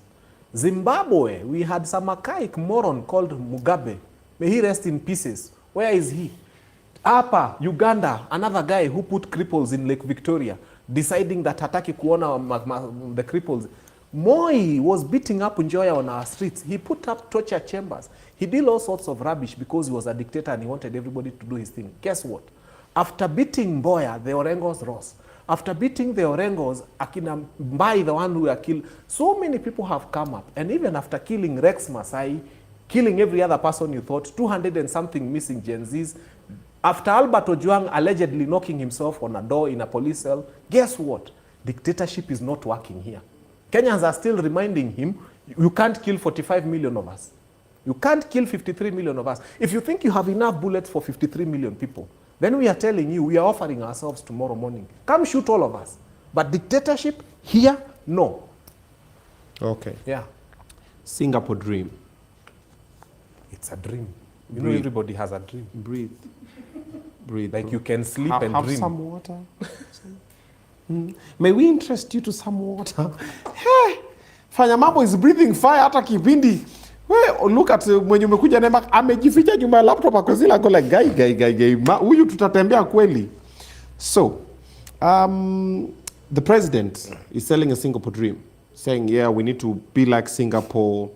We do know that Singapore used meritocracy. And our president also believes that that is what is happening in the country. Believes he's the best for the country and is going to take us there. Now, is this a reality, or is just a campaign towards 2027 re-election? Because, you know, every time when we have an election coming up, our politicians normally have a theory they sell. Like last time, the president was selling Mama Mboga, you know, wakulima wadogo, na wainua bottom up. Even akina Kibaki, they had theirs, and so on and so forth. Now this one, is it a reality? Ama unaona kama ni PR, and is it possible? Obinna. Kuja na notes. That's called the Government-Owned Enterprises Act. It's the most terrible piece of legislation that was ever passed since independence. That one. It has done many things, including selling KICC and 65 state parastatals in one stroke of a pen. John Badi, I don't know whether Kenya will ever forgive you. On the 5th of December, 2025, he put his pen to what has become Kenya's most terrible piece of legislation. This thing, waliipitisha 27th of November. 27th of November, kulikuwa na by-election. Kuna watu walikuwa nasema, moko nywa mudhende mui, wa mudhende, na huku ndakwa, na huku Malava. Do you know Kenya Gazette inatengenezangwa Friday? But hii walitengeneza Thursday 27. They were in a hurry. Sasa zile munaimba wa mudhende. This piece of legislation has turned 65 state parastatals into private, into limited liability companies. This one. Ziko hapo. Kenyan. Tusome moja. Kenya Airports Authority. Tusome. Kenyans, go and look. It's called Government-Owned Enterprises Act. East African Portland Cement, Electricity Generating Company, Kenya Re, Agricultural Finance Corporation, Kenya Airports Authority. We have the Literature Bureau. We have Kenya Ports Authority, Kenya Railways, Kenya Cooperative Creamery. Oh. These ones are now private. KBC. And the directors are not known to us. Now somebody is telling me to sing tutam. I want. Seed. But how? National Housing Corporation. So I want to tie this with the Singapore dream. For Kenyans, me, I like simplifying things. You are broke. You wake up one morning, you are broke. And you decide the way into wealth is to sell your TV. Kesho unauza home theater. Kesho kuto unauza mattress. Hiyo siku ingine unauza bulb. Hiyo siku ingine unalala nje kama kuku. Shylock. So Kenya is, you've borrowed everywhere. Now you've gotten to a place unauza TV. Unauza home theater. Unauza mkeka. Alafu unasema Kenya inaendelea. We cannot go to Singapore by selling our strategic assets. And I'll only mention one asset. In 1978, Kenya's population was about 15 million people. Now, these 15 million people walikuwa wanauza maziwa, mihogo, coffee, maharagwe. Those were the economic activities of these people. Can you imagine 15 million people selling those cash crops, building for us an airport, and actually creating a new wing to it? And in 1978, it is renamed Jomo Kenyatta International Airport. Fast forward, now we are 53 million.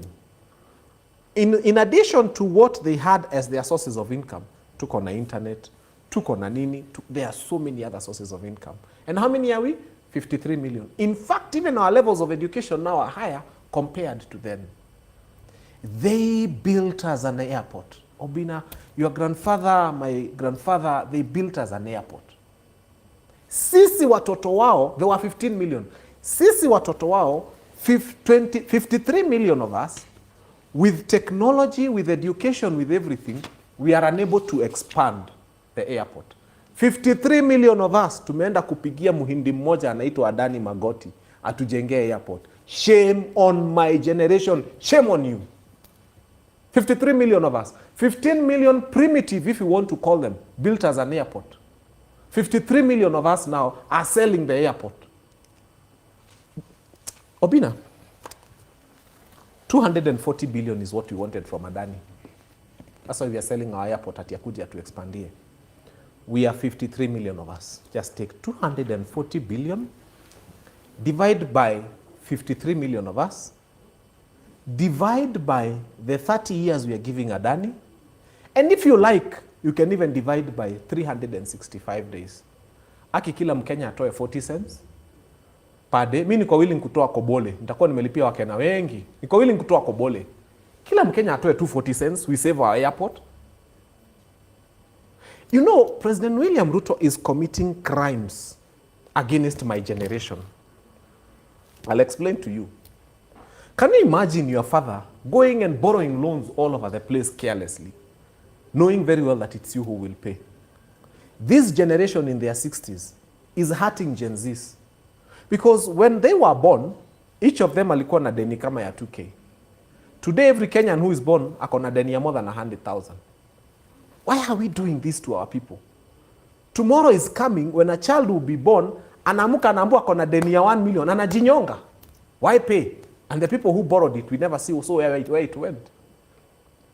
I don't hate the president. I have a problem with the things they are doing. And in fact, I stopped fighting him. Now I talk to the people who support him and tell him, look here, let's reason on facts. And tell me why I should sing two-tap. Give me a reason. And maybe I'll probably try and sing two-tap. But Singapore siendi. Mimi mkienda muniache huku. Mimi ni Mkenya. I was born here. When I die, please bury me here. Okay. Yeah. Let's talk about the health deal from USA. Hiyo kitu ikisainiwa, this bill, conveniently on the 5th of December, is when Mbadi was hiding huko, wakipitisha hii bill. Because all of us were discussing about the health. And anytime you see Kenya Kwanza doing something, just know that there is a greater evil. You know, these guys have got a serious depth for bad. You think they've gone low, they sink lower. You try to think you can't go lower than this, they sink 3 feet deeper. And you say, wait a minute, how much depth for bad have you got in your reserves? Because when I thought we've gone deep, you go deeper, and you go deeper into bad things. When the health deal was being signed in the US, which is a bad thing, it's when Mbadi was nicking this thing through that place. We have an education crisis even as we speak. Parliament is on recess. Guess what they do? Ukitaka kujua mahali serikali ya William Ruto imeweka wa Kenya, mimi nitakuchorea picha. Now, when you have an education crisis and children are at home, instead of summoning the education committee to Parliament, they have summoned 2 committees. Kenyans, Google on your phone, which 2 committees are in Parliament right now. 1, the Committee on Privatization. 2, the Committee on Public Investments. Why? Selling your 65 state parastatals is more important to this administration than taking your 800,000 children to school. As we speak, the Education Committee of Parliament is still at home. Which committee is there? Privatization and public investments. Na kuna mtu anakuja hapa ananiambia, Fanya Mambo unachukia Ruto. I don't.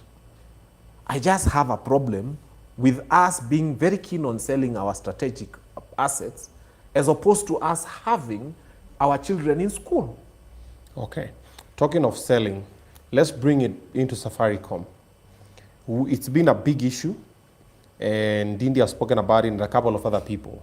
They're talking about the way the bidding is being done. They're talking about it could have gotten more money and everything.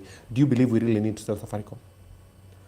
Let's start there. Again, before we even get to how much we're selling it for. I go back to the simple question of, why do we need the money? Because if we can answer that question, then we'll ask ourselves whether we need to sell Safaricom. When we are wasting 106 billion in something called bursaries, as opposed to putting it and taking our children to school for free. Then you realize that, in fact, for me, I don't even want to discuss whether Safaricom should have been sold or not. I want you to look at your house and close your eyes and imagine you've gotten to a place you are so broke, you're now selling the home theater and the TV. And then you are clapping for yourself. And until we get to a place where we realize that you cannot make money by selling your home theater and your TV and call yourself successful. Ati sasa niko na 50,000, nimeuza vitu za nyumba, wase kujeni muone niko na do. Come on. Every other right-thinking person is leaving their house to go and look for money to come and meet the needs of the house. But then we have a person who is saying, let us sell what is in the house, and then we clap for ourselves that we have money. We have not run... I have always said I would never work under William Ruto. But I have always given a rider. If they made me Minister for Tourism, I think I would. Kenya gets 2.5 million tourists a year. We earn about 144 billion shillings a year. Some of the countries that make a lot of money from tourism, there's one where you go and usiku mnaekwa kwa boat and then you're taken in a dark place on a river. Guess what you're going to see? Wanazima mataa za boat. When you are small boys and girls, ulikuwa unaona small, what do you call them? What date? Kanawaka hivi usiku. They're called night, what? Firefly. Called firefly. Exactly. Google on your phone. They make more money from showing people fireflies than we make in all our tourism. Aye. I tell Kenyans, me, I never say things I haven't researched. Aye. So the tourism industry for them is worth that much. Kenya has a lot. France has a population of 120 million people. They get 120 million tourists per year. Wanakuja kuona nini France? Eiffel Tower. A tower. If you guys knew what Kenya had, we would never even work. Tourism alone is enough to make us very rich. But we are not doing well, Obinna. And we shall not go to Singapore by having a minister for tourism who has marketed tourism the way it's been marketed throughout the existence of that thing. Mimi naomba wa Kenya, as in a time has come for factory reset. When we actually say who is the best and where are they found, and we place them in positions of leadership. But for now, we are doing badly. Tricky. The tourism part, I agree with you, because even myself, I've seen the way we're still doing the things around tourism. We could do better. Anywho, now when you come back, I want us to talk about the positive things that the government has done. Because you can't tell me that this broken clock is just wrong all the time. Maybe there's 1, 2, 3 things that you feel, hapa now waligonga ndipo. I want us to talk about that, then also we'll throw in the Shah story. There's been a situation about 11 billion shillings from October to April 2025. So we're going to be talking about that one as well when it comes back. But for now, if you're in the UK, you're somewhere in Canada, you're somewhere in Europe, remember that you can always take care of your family back home by direct connection. I'm talking about Lemfi. All right? Don't be a stranger. Your family wanashangaa kwani siku hizi hatuongeleshi nini ama huko zile za you know, I'm a little bit far. No. Lemfi has no hidden charges, and right now, by the way, you can pay directly to the till. Check this out.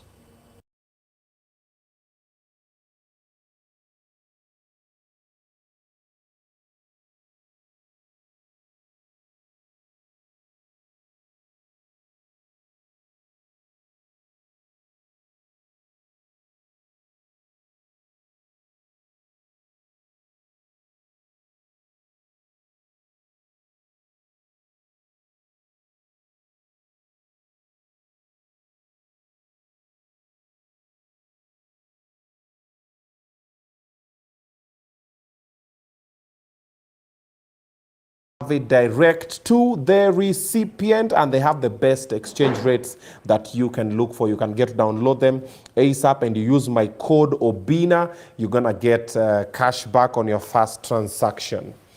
Alrighty, I was also in Nakuru with Haiso Properties, and I got some prime land for you that you can jump on. Come to Jenge Nyumba ya Kuchill. And for the ones who want to do farming, this area is just 10 minutes away from Nakuru CBD. It's called Bahati Tutumaini. Check this out.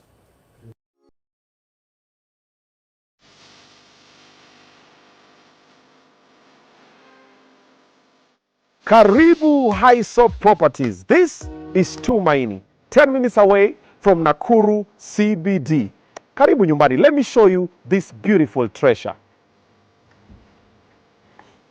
It is prime land, of course, ready title deeds. And the amenities are unlimited. This is Tumaini Resort, the swimming pool, and of course the clubhouse is ready and functional. We have Arvist College just adjacent to the property. So also if you like, you can put student housing like others already are. And in fact, we have a river that is flowing through the property. We have some horses. And I already told you, it is 10 minutes from Nakuru CBD. For only 899,000. That is my discount. Obinna special. Wambie ni aje, mimi nataka kuja kusettle na family. 899.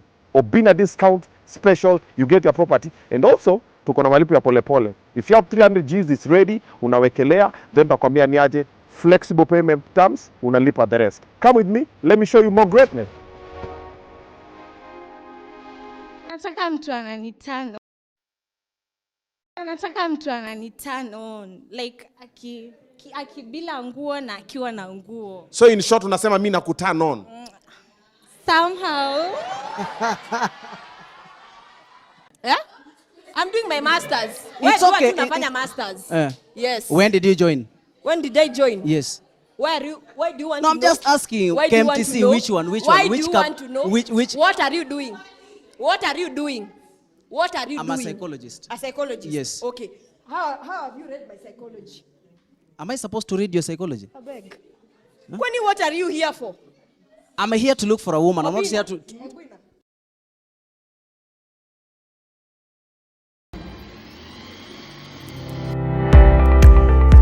Wow, are your walls looking plain and uninspired? Transform your space with premium wall panels, elegant marble PVC with stunning backlighting, and modern floating TV stands. All designed to give your home a luxurious, timeless finish. At Mr. Frames Kenya, we offer top quality designs at unbeatable prices. Whether you're going to a classic or modern look, we've got the perfect solution for your home or office.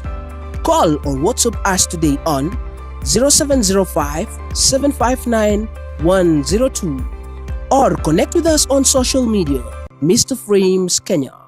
Mr. Frames Kenya, where style meets affordability.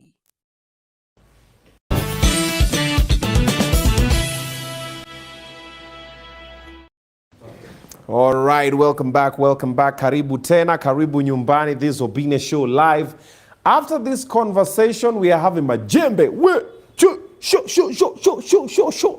Yeah. So Majembe is a boxer. He's from somewhere in Nairobi. Antoka geto gani?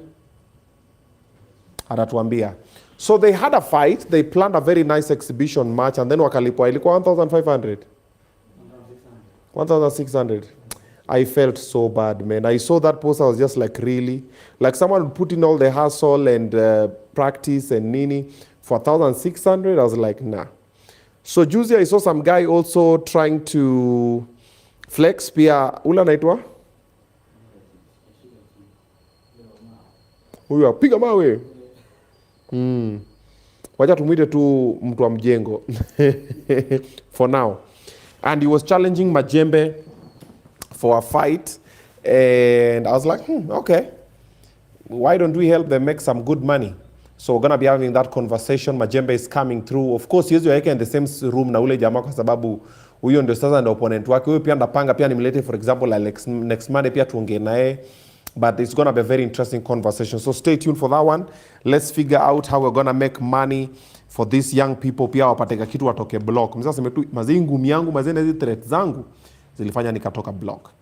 So I'm hosting Mheshimiwa Fanya Mambo, ukipenda mwita Mheshimiwa Kinuthia. Amesema Dagoretti South yeye ndio sasa ana take over. He's having very serious conversations about the direction of our country. Na nakuja na points, na nakuja na evidence kwa karatasi.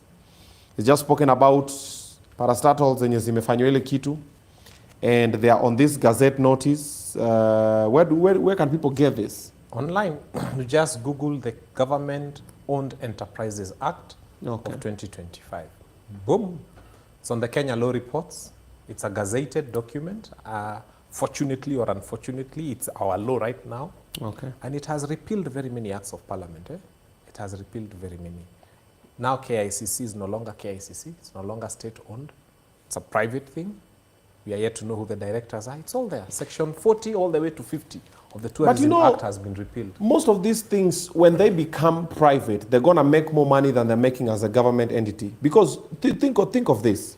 We've been in government spaces. We see the way people operate. Kuingia saa ine kama ni mdozi, ataanga koti, atafute chai, afanye nini, unaweza ingia kwanza kuna tule tu bench ukionangu I'm going to spend a whole day here.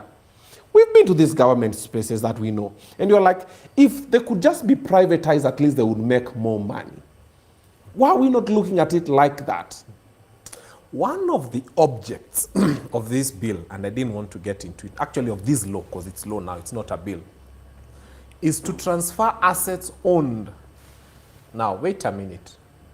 Muhoroni and Zoia, which are here, one of them owns about 8,900 hectares of land, at acres. Now, you've taken it and you have allowed, just give me this, I want to show you something. There's something that is usually written in bold here. The objects of the act. And one of them is to transfer the assets and liabilities. Unakuzanga unaambua Mumias ama Muhoroni iko na deni ya 3 billion. So we want to transfer this liability. Nobody tells you that that sugar belt has got 70,000 acres of land and those assets will be transferred to a private company that we don't know who the directors will be. It proclaims for us there how CEOs will be elected, I don't know who, and then it gives the minister sweeping powers over those things. Kenya Railways owns land from Mombasa to Malaba. Ukifunga macho ufikiria how much land Kenya Railways owns in Nakuru, in Nairobi, in Nanyuki, along the path where the railway has passed by. And now you've created powers to transfer those assets. If you read this thing, it even has got the last parts there that talks about the Kenyan assets. Unajua kama sasa niliona Tanzania, pale ukienda pale British High Commission, Tanzania has got land there. They are currently building on that land. Now, some of the lands that Kenya owns in other countries have been talked about in this bill as part of those things that will be privatized. Can you imagine a piece of land in the upper hill of Zimbabwe, or in the upper hill of Cote d'Ivoire, or in the upper hill of London that is owned by the Kenyan government being provided for through such a small act of parliament as one of those things that goes into a private limited liability company? Kenyans, fungueni macho, jameni. There are some parts here that even you've underlined that I think is a good thing. For example, in the preliminaries, this is page 549, number 25. It writes, the object of this act is to establish governance structures that facilitate achievement of commercial objectives of government-owned enterprises. Is that not a good thing? I'll tell you why.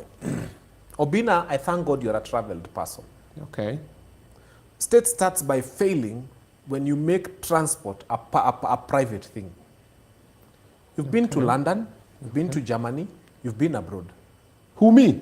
Wherever you've Is been. in the land? But at least, umetembea. Okay, yes. Nimona ma movie. Public transport is a government responsibility. Why? Okay. Because if you leave it to private hands, people go through what Kenyans are going through. The reason we have parastatals is not because, like now look at Kenya Pipeline Company. When you have a private company, they exist for profit. When you have it as a parastatal, they exist because it's a service that Kenyans need. Mimi na wewe hatuwezi enda kila mtu na jerikani yake, tuchote mafuta Oman, tukuje nayo. So you need Kenya Pipeline Company because it provides a broad objective that if you leave to the private sector and they are the only ones, Kenyans will be extorted. That is what is happening with Kenya Power. That's why we have the most expensive power in the region. Essential services like this must always be at the hands of responsible governments. Singapore did not succeed by selling her assets. Singapore did not succeed by privatizing, by the way. In fact, they nationalized parastatals. But I'm saying if you're a president yeah. and someone fails as the leader of the Kenya Meat Commission, you fire them. Uhuru Muigai Kenyatta found Kenya Meat Commission on its knees. He told the army to run it. It's been doing so well. And it is still owned by public until this thing has changed. Now Kenya Meat Commission is going to be a private company. Private limited liability company, public limited liability company, whatever. But Mwesh, hii part nimekuambia hii. I just want us to agree on it. See, this is a good thing. It is not a good thing. Hii part here to establish governance structures that facilitate achievement of commercial objectives. We don't want commercial objectives. That's what I want you. Look at Kenya Seed Company. Okay. Farmers are now supposed to get seeds from somebody who has a commercial objective. They'll look for the cheapest seed that they can sell very quickly. But when you retain it as a government objective, we start looking for the seed that is not GMO. We start looking for the seed that is good for our people. What you need to do is fire any CEO who doesn't deliver. Is to come and rain on them hard. Okay. And to say that government is going to deliver for its people. That's why these people are earning a salary from us. But this escapism of making it private means you don't want responsibility. If I was head of state right now, I would call the head of all parastatals. And you come up with a mechanism, Museme, from today, I have sent private investigators. They will walk into your office and they will see how you treat them and they will report. I am telling you, kesho asubuhi, wataanza kuingia kwa ofisi 8 on time, they will leave at 5 and they will serve everybody fearing that, what if huyu msee ametumwa, aangalie kama na serve citizens the right way. It can be done. Okay. So what I understand is this. So you're not happy with this whole thing.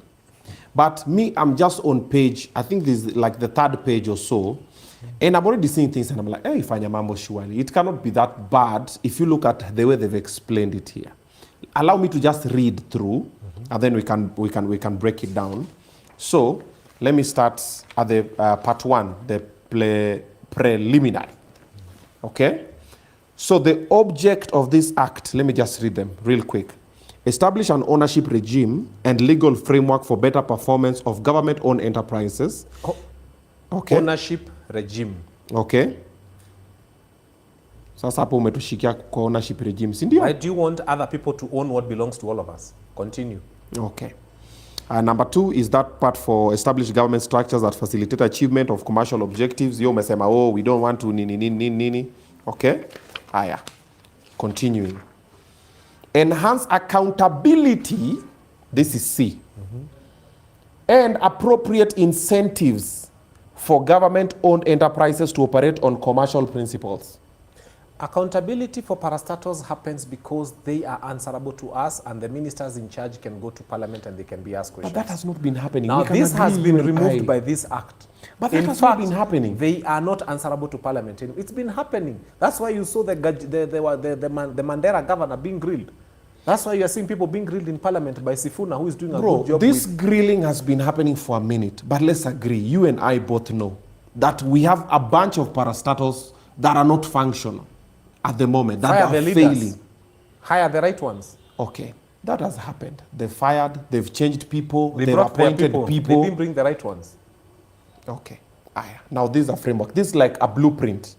Okay, so it might change. Just hear me out. Let me just read what they have written. I'm not defending them, I'm just reading. D, establish a transparent accounting and funding structure that does not interfere with commercial objectives of the government-owned enterprises. Is that a good thing or a bad thing? We have the government, or what do you call them? Not the controller. This lady who's been reading to us everything, Nyakango. That's their work. Why are you duplicating? She's always come and told us, Mandera wamefanya hivi, Garissa wamefanya hivi. Wanatuambia State House was given 12 billion, it's not unaccounted for. Okay. She's there, Nyakango's office is there. Why do we need this? Okay. E, provide for separation and allocation of ownership roles between the National Treasury and the relevant ministries. Is that a good thing or a bad thing? Again, Obinna, I'll tell you. Parastatals the world over are working. We borrowed heavily our law from the UK. The bulk of the parastatals across the world are working. and they are working because the leadership at the top is not escaping by selling it. Mi nakwambia the whole idea here is to make money out of our prostators. As we speak, Kenya Pipeline Company is being sold for a song. It's being sold for a song. Safaricom is being sold for a song. And these 65 are headed that direction. Hii ni kizungu mingi tu, but we can tell you from what we are already seeing what is happening. Are you a stranger in Jerusalem? So, according to you, hii imekuja kukava chenye wanapanga kufanya. So basically tumenyoroshwa. All I'm going to tell Kenyans is this act is only 42 pages. When you have time, take time with the highlighter. Na ni vizuri ukuwe na handkerchief kwa sababu utalialia kidogo. Ni vizuri sometimes ukisikia wamesema Section 40 of the Tourism Act has been repealed, unaacha hapo, unachukua simu, una Google Section 40 of the Tourism Act, unakuta that is what established KICC. Section 41 of the Tourism Act, that is what made KICC have the objectives of being a tourist attraction. Section 42 created the whole board of KICC. Wametolewa through this act of parliament. Wameenda home, they become jobless. Unaona tu kati, this section has been repealed. Kwa hiyo Tourism Act, kuna kakitu kanakuanga kwa Section 105 of the Tourism Act, kanaitwa tourism levy. Si kama umeenda kwa hoteli, okay, sio kibanda, anytime you go to any hotel that gives you a receipt, Yeah, it's always 2% of what you eat goes to the Tourism Act. 2%. Do you know how much it amounts to? 6.1 billion. Annually. Yes. Sai it's hanging in abeyance. So as you hear say, look at what has been repealed. The Kenya Airports Authority Act has been repealed. The whole act that establishes Kenya Airports Authority. The question I want us to ask ourselves, and those who are employed there, is who is now your new boss? What are your terms? What happens to your pension? What happens to your savings? The Kenya Ports Authority Act. People think, ni port ya Mombasa. No. Port ya Lamu iko hapo. All the ports. Port ya Kisumu iko hapo. That act has been repealed. What has replaced it? God knows. So what is happening to everybody who is working at the ports? How is it going to be run? I'm just telling Kenyans, when I started speaking of finance bill, I was a sole voice. I looked like a madman. I did shows on finance bill, and I remember one on Spice FM that had over 3.5 million views and a lot of shares. Later, when we started sitting with a few people and we started saying, let's talk about finance bill, you know what happened in 2024? When I started saying MCA akona basari, MP akona basari, Fanya Mambo looked like a madman. Who is not having that conversation in this country today? I am telling you this bill is bad. 6 months down the line, let's have a conversation about this bill. And you'll always remember, and yet for the first time, this bill was dissected on Obinna Show. We did it with finance bill. We have done it with the issue of the bursaries. Now the whole country is talking about, including the Speaker of the Nation. In fact, kwanza Junet ako wapi anipatie kitu kidogo ya macho, because sasa amefanywa chairman wa committee that has resulted from my noise on TV. So Junet, nione kando unijenge hiyo, lakini sitaimba tutam. So these are the things I'm telling you about. Do you have a solution? Because this is already here. You say it's already been passed. Yes, kuna solution. So this is law now. Kuna solution. What's the solution? In 2003, after Kibaki took over, Okay. KANU had sold KICC to themselves at 15,000 shillings. Raphael Tuju, thank you, wherever you are. I remember him on our TVs. In fact, your time Uhuru alienda kwa street alikula tear gas. Wakijaribu kuchukua. KANU had sold KICC to themselves for 15,000. Hata walikuwa na adabu. Sijui wamejiuzia how much, maybe free. Because they are even saying, you will see I've underlined, that government is also going to still finance these things. From the zimekuwa anyway, so all you need to understand is that after they sold KICC, today KICC has belonged to the public until yours truly became president.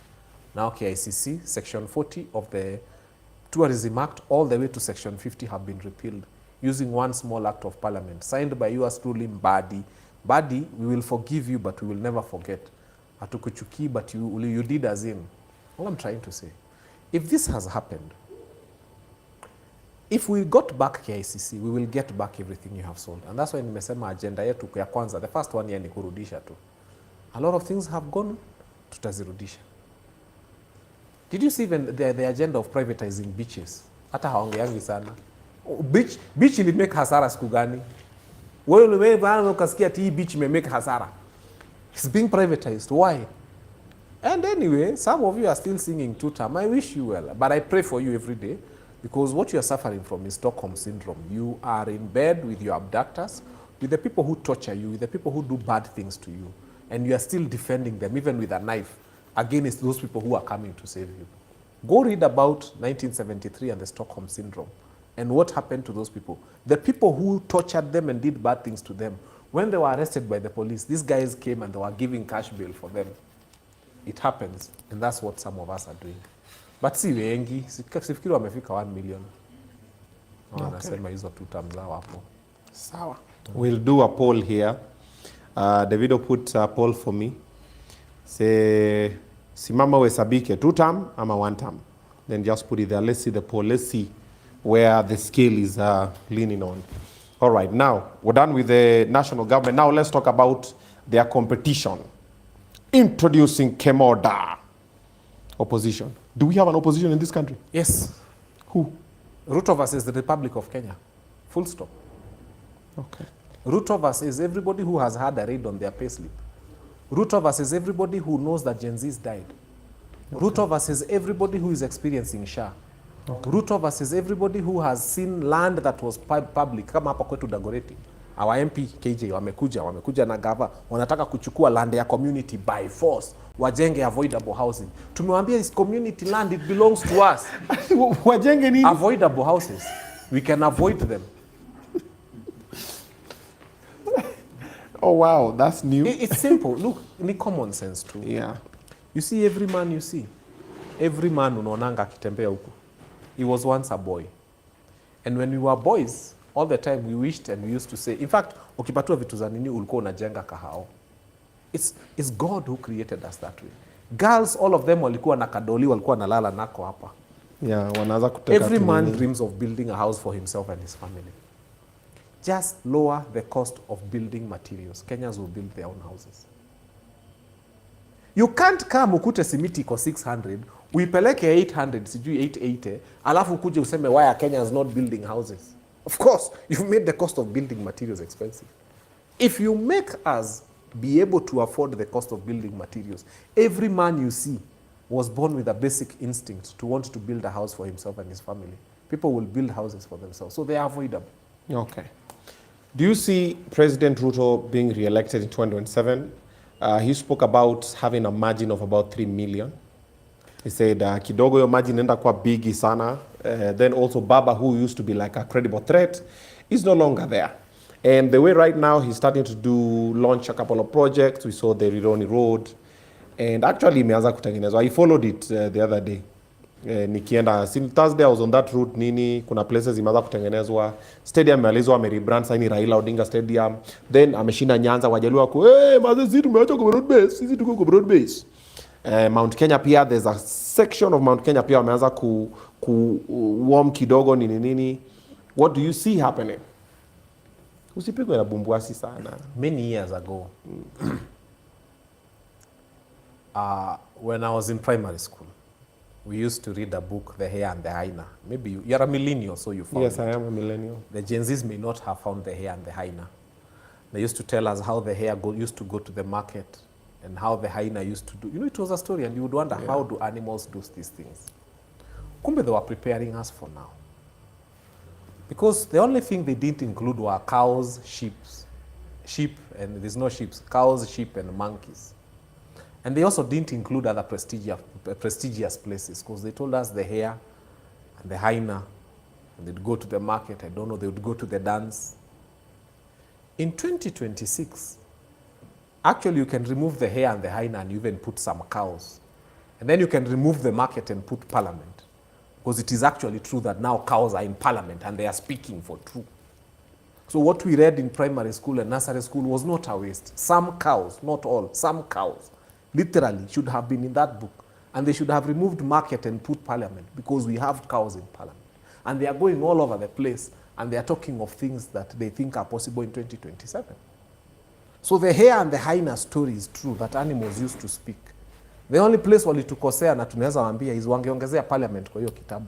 Because now we are growing to see that actually they missed parliament and they missed the cow, and the cow is in parliament. Very many of them, but we also have very brilliant people in parliament. Hakuwezi kosa 40 wazuri sana. Now, some of those things I'm calling cows are going around and saying things about 2027. And it is defeating in a way, because I told you somewhere of an election that happened in a forest. And the lion offered himself to be voted for as king of the animals. But the monkey also offered himself. And during the voting day, very many monkeys stand up to vote, but few lions stand up to vote. And of course, the monkey won. So he was putting his red behind and saying, I won, look, I beat the lion, I won. He's showing his red. Unajua inakuanga nyekundu huku nyuma. The fact that very many monkeys stand up to vote for one of their own does not make the lion any less of the king of the jungle. We just had a monkey that got more votes from fellow monkeys at the expense of a lion that should really have gotten the votes. We've seen places in this country, some counties I don't want to mention, that choose a senator and you look at them and you ask, who you, Jehovah Mwega, you know, they choose an MP and you ask all of you collectively, this was the best you would do. And so if you tell me that there is a likelihood of William Ruto becoming president in 2027, all I can say is that I pray to the God who lives, please don't punish us again with this presidency. Please, God, juu unapenda Kenya, just make sure that the lions will come out to vote. Otherwise, we will have the situation like what happened in the... And you know, you'll come and say, I won. And it's true, you won. But then you ask yourself, Nairobi, there's a time when Jim Nambaru offered himself to be governor. Peter Kenneth offered himself to be governor. Waititu got more votes in Nairobi than Peter Kenneth. Okay, Sonko won. At some point he was governor. But when you look at the people against whom he won, then you just go and close yourself in a prayer room and tell God. Si to change tu kale ka BVR. Unajua unaekanga hivi, kanasema huyu ni Obinna. Kakuye sasa ukieka hivi, kana indicate common sense level. So that if it is too low, you don't vote. Because the chances of us having people voting for us. Next question. You did your math and you said about 5 million Mount Kenya voters will not vote. Am I not going to vote? Let me explain, because that may have been someone getting it wrong. Okay. Because we do know that Mount Kenya William plays a very Ruto. important role in... William Ruto Yeah. got about 3.7, 3.8 million votes in Mount Kenya this previous election, which amounted to 47% of the total votes that he got. Okay? Now, Raila Amolo Odinga got about 1.1 million votes in the mountain, mine being one of them, because I was in Azimio, and people know, and I campaigned for Baba. And I have no apologies. Actually, I stopped being in Azimio the day he shook hands with Ruto. I told him, Baba, this is where I draw the line. I have supported you. May he rest in peace, by the way.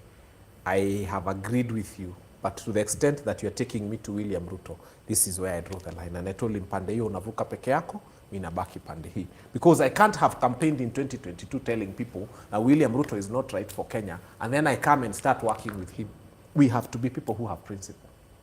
And that's why I told Baba, I have fought for you and with you to liberate Kenya. But to the extent that you want me to join you to work with William Ruto. Na positions were big given. Kuna marafiki zangu sahi ni ma-PS, sitaki kuwataja. Positions were flying in the... Sahi ningekuwa na ka-position as gari ya serikali hapa, ningekuwa nasema tutam. I said, no. My love for Baba was not transferable to William Ruto, and I have no apologies. Now, so this about 3.8 million people who voted for William Ruto, he's lost them. They're not going to vote for him. Now, this 1 million that voted for Baba, Baba is not in the equation anymore. So they are not taking it that side. Me being one of them, we are bringing this vote to the united opposition. So you're talking of 3.8 million plus a million that voted for Baba from Mount Kenya. This is about 5 million people who will not vote for William Ruto. Now we go to Luo Nyanza. You know, there was a time when ODM was this wow movement. The whole of Gusii Nyanza was in ODM. The bulk of Western, to the extent that Mudavadi anasimama, Raila anasimama, Raila anapata kura mingi kuliko Mudavadi, na ni Western. The bulk of Western was in ODM.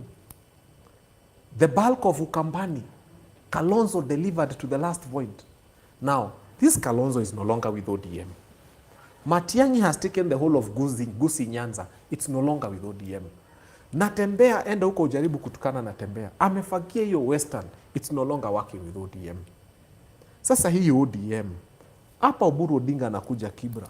Mbona hapo nyuma amukubali? Yini? He's struggling in Kibra. Akina Sifuna come here. You know me, I tell you things you see every day. Akina Sifuna come here in Kawangware. Zero mobilization, zero money after a church service. And everybody is telling them one term. And they're in ODM. Now, this is the ODM that William Ruto wants to be his bank of votes to take him into 2027. It gets even better. IABC reports, official, mimi sijaandika, but I keep too many figures in my mind. I think I need to declutter some. 2.1 million people, there's Kisumu, there's Migori, there's Homa Bay, there's one more county that side. There are 4 counties in the Luo belt. That's Migori, Siaya. Homa Bay, Siaya, Kisumu. Yeah, there are 4. Their total votes was 2.1 million. When Baba, the man they loved with all their hearts, the man they used to die for, the man they used to take tear gas for, when he's on the ballot, the voter turnout is 1.5 million. That's 60-something%. 1.5 million. Now there is a stranger next door. He's not Luo like them. They don't follow him fanatically. They wouldn't die for Ruto. They wouldn't consume tear gas for him. What will make them give him more than the 1.5 million that they gave the Baba they loved with everything they had? The truth is, voter apathy in Luo Nyanza is going to be real. Kama ya Baba hawatokei. What motivates them to come out when Ruto is on the ballot? Na Baba ndio walikuwa wanapenda mpaka wanasema ukiguza Baba.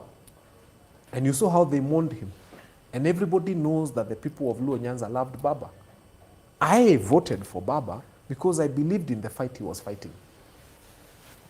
And even now, mkikuja kuangalia watu wa opposition, by the way, it's not like, you know, when you hear us, you say ati huyu anafuata Gachagua, huyu anafuata sijui Matiang'i. No. It is the fight.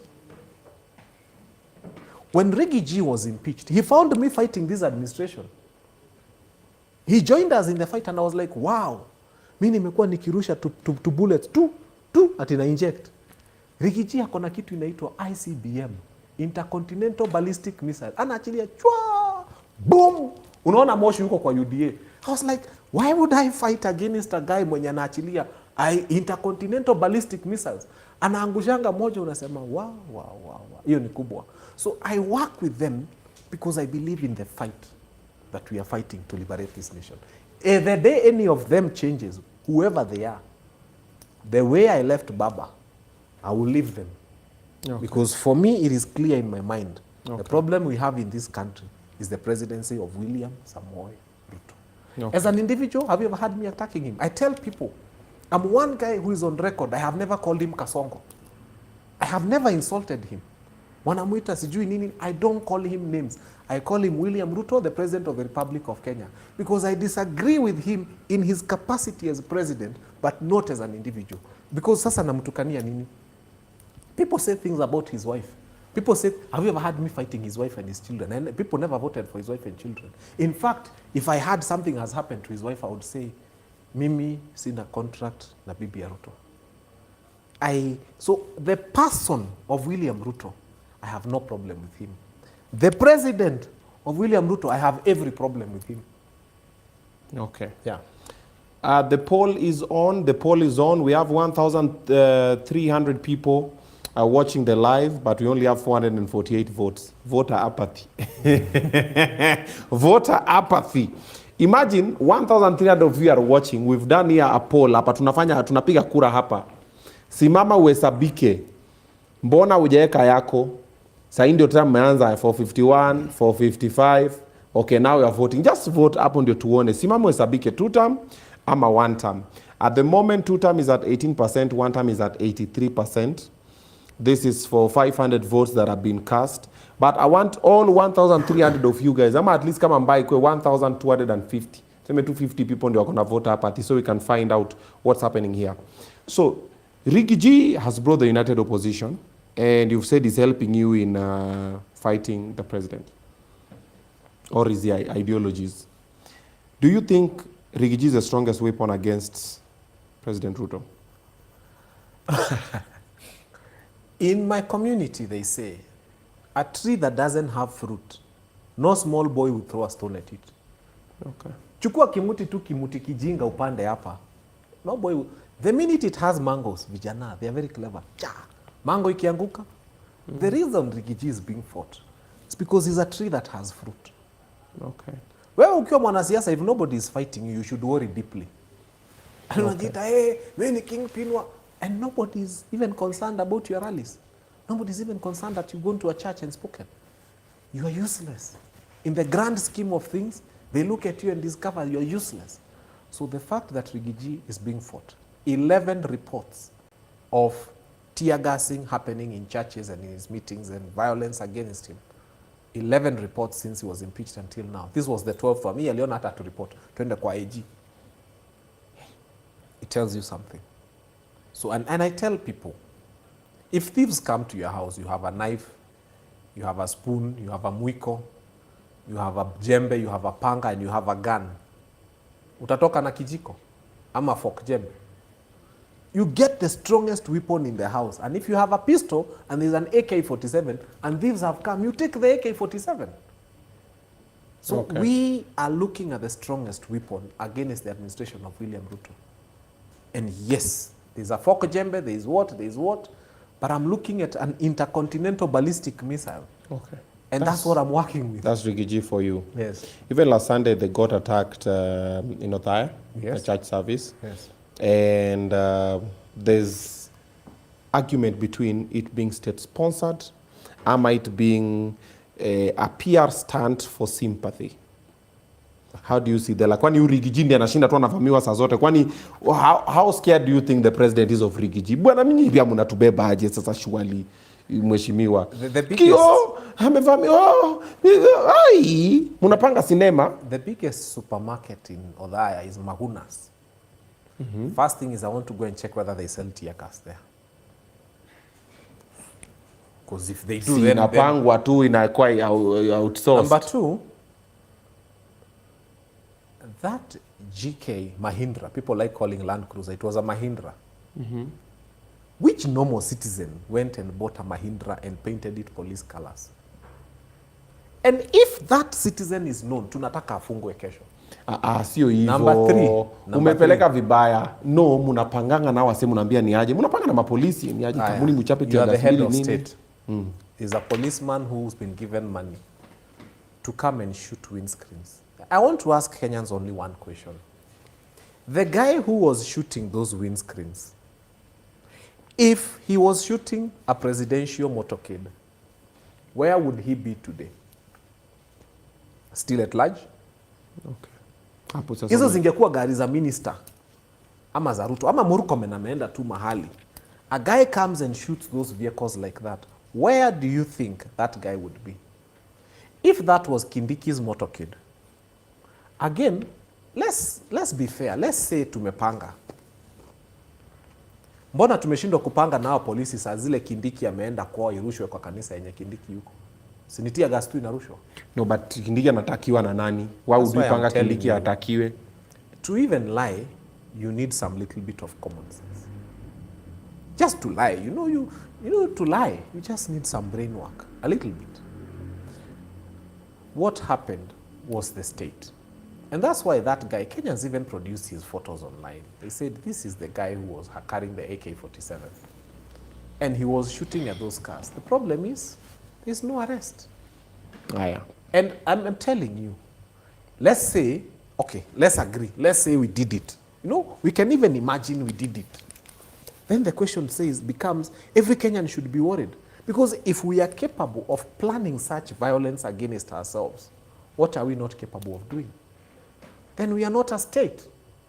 If Obinna here can plan for vehicles here to be shot in the windscreens and their tires, and for tear gas to be lobbed in any place when he feels like, then we don't have a state. So either way, the government has failed because, you know, the problem we have, Obinna, we sent our police for some work in Haiti. And kumbe they went for benchmarking. And for the first time since independence, we are seeing police working together with goons and working hand in hand with goons. Because these are the lessons you're picking from Haiti. I thought we were going to teach Haiti how to do things differently. But you go to Haiti, you come back here, and then you find for the first time since independence, police working hand in hand with goons, and you call that wisdom, Obinna. Can you imagine? Our Constitution of Kenya 2010 says that every person has a right to demonstrate peacefully and unarmed. But for the first time, we saw police working with goons during our demos as young people, because I was on the streets and the internet is full of my photos and videos on the streets. And we would see policemen beating us up who were carrying mineral water and an iPhone. For those who have an iPhone, I always have Chinese phones. And then living and working together with the guys who were carrying weapons. And that is wisdom, according to the Kenya Kwanza regime. Sometimes I want to sit here and defend them. Sometimes I even sit and say, sinitafute kamoja kazuri niseme. Kako wapi? We nipe, nitasema on your behalf. You see, even you have to think. Hakuna. Next. Rigiji is fighting the government. Umemwita RPG, umemwita Kakokoro Bushta. ICBM, Intercontinental Ballistic Missile. Okay. Inaenda mbali sana. This intercontinental ballistic missile was part of the government for a long time. Yes. And the reason why right now in Lipua parts is because it is outside the government. Yes. And most people also having this part and they're just thinking, Rigiji is very vocal right now because he's not on the table. Kwa sababu alitolewa kwa meza. And we know that he lost some money because they said he financed nini. There's this hearsay, rumors that watu wanasema alikamna do fulani, sijui nini, everything. I interviewed him as well. We spoke about a lot of other things. But watu wengi wako zile za, the only reason why Rigiji is fighting the government is because he's outside. Even some statements that he's saying now are kidogo aziandani na zile statements alisema before. We found empty coffers. Oh, sijui nini, we are struggling, we're trying to make this make sense. Right now, oh, they know, there was money, there is this, there is that. You don't believe that is true? That if Rigiji would still have a foot in the government, he would not be as loud as he is now? Ama atatu akipiga simu ambie ni aje, si tufanya namna hii my friend, let account number alafu tupange namna hii alafu wewe. I think I want to answer you because me, I don't fear answering any question. Okay. Our beloved head of state, William Samoei Ruto, was once the Deputy President of the Republic of Kenya. Yes. Yesterday, Matiang'i said some things in church, and I've heard the President has responded to him, saying we are fixing the mess that you people put when you're the Minister for Education. And then I said, wait a minute. When Matiang'i was Minister for Education, you, Dr. William Samoei Ruto, were the Deputy President. You were higher ranking than him in that government. You cannot keep telling Kenyans that you're fixing the mess of the Jubilee government, to which government you were deputy president for 10 years. You received a salary from that government. You had parks, you had security, you had an office. So when William, in fact, if I was William Ruto, do you know what I would always do? I would always refer to the government of Mwai Kibaki. Because he yao na uhuru. If anything, anakuja kuambia watu, Matiang'i, wewe ulikuwa Minister for Education, you didn't fix. Who was the deputy president? If it was that bad, why didn't you resign? So when you come and tell me about Rigiji, I tell you the same thing. I think Rigiji is a student of Ruto. He must have learned that from his boss. So if it is wrong for Rigiji, then it should be wrong for Ruto. Have I answered you? No, you have not. I have, because I'm telling you, we cannot come here and say that Rigiji is complaining about these things because he's outside government. But then when I come and tell you, the same William Ruto who is complaining and saying that these things were not done was deputy president when they were not happening. The truth is, right now, our fight here is against bad governance. And even if Kindiki today left this government and came and joined us in fighting against bad governance, you think we would tell him you're doing a bad thing? Si kila mtu anashikilia hii vita, tunasaidia. So let's continue pushing. Anybody who is with us on this side, fighting those ones, I have no time to fight my people. How can you be in an army na ukikaa unachukua kisu unadunga huyu and then you are wondering why you are not winning the war? Our focus remains. So nenda na the enemy of my enemy is my friend. In fact, right now they are all friends. You know when you are living at home and then a leopard comes in and you are disagreeing with your wife, you don't start fighting with your wife. You all combine efforts and start fighting the leopard first. Ikienda then mnarudi nasema beef yetu ilikuwa imefika wapi? So that's how it happens even here. Okay. Now, away from the government, now let's come to a party known as ODM. Let's come to Baba's family. There's been a standoff between Baba's family and Kidogo One Okech Sala. You've seen the stories. Okech Sala says he's been a good close friend of Baba. He's the adopted son. Nini Nini. Winnie did an interview and was like, he belongs to either DCI or Mamadare. Do you sense some truth in this? Do you sense some issues in this? Is there beef? What's happening? Obinna, you were born and raised, for example, in a political family. Mm-hmm. In the course of your father's hard work, because Raila worked hard, na alikunywa tear gas mingi kwa hii maneno, so he worked hard. Okay. Your father buys a house. He comes up with a company, a gas, Spectra. He does many things, and he even has a company limited, which is the source of all these things.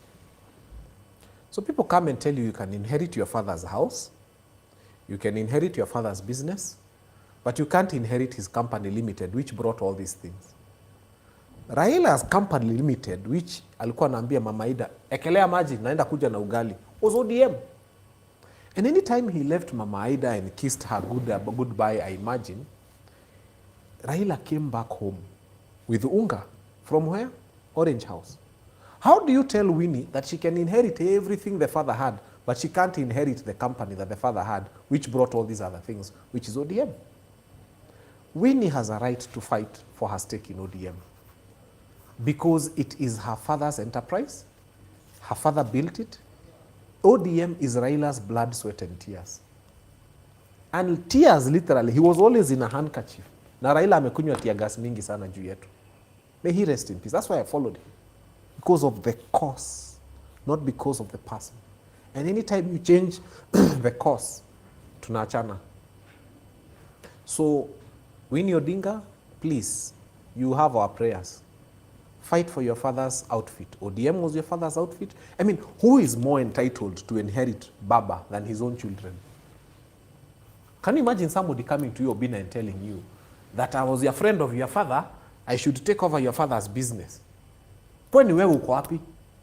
Wewe ni mtoto wake. If I have to choose between giving my business to my son or my friend can go die. Kwenda kufa zikwa. But my children are my primary objective. That's why I work. So, Winnie Odinga, you are doing the right thing. Fight for what your father built. Not just that unakwambia wewe ukichukua nyumba na uchukue ile hoteli na uchukue Spectra, wewe umetosheka. What about the industry his father built? ODM is a company limited. Hiyo ndio ilikuwa inaleta unga nyumbani. Even Mama Aida knows. Mzee akitoka aingie kwa ile nyumba ya Orange. Alikuwa anakuja na dress mpya. And Mama Aida has had a comfortable life. The husband has worked so hard. So Winnie, fight for what belongs to your father. Chana na watu. Mama Ida was also nominated as Kenya's ambassador to UNEP. Your take on this nomination, because we have a lot of mixed. Accepting was the mistake. Being appointed is a good thing, accepting is the mistake. Let me explain. If I was in Mama Ida's shoe, Mama Ida is in her 70s. Mama Ida, by all standards, is a billionaire.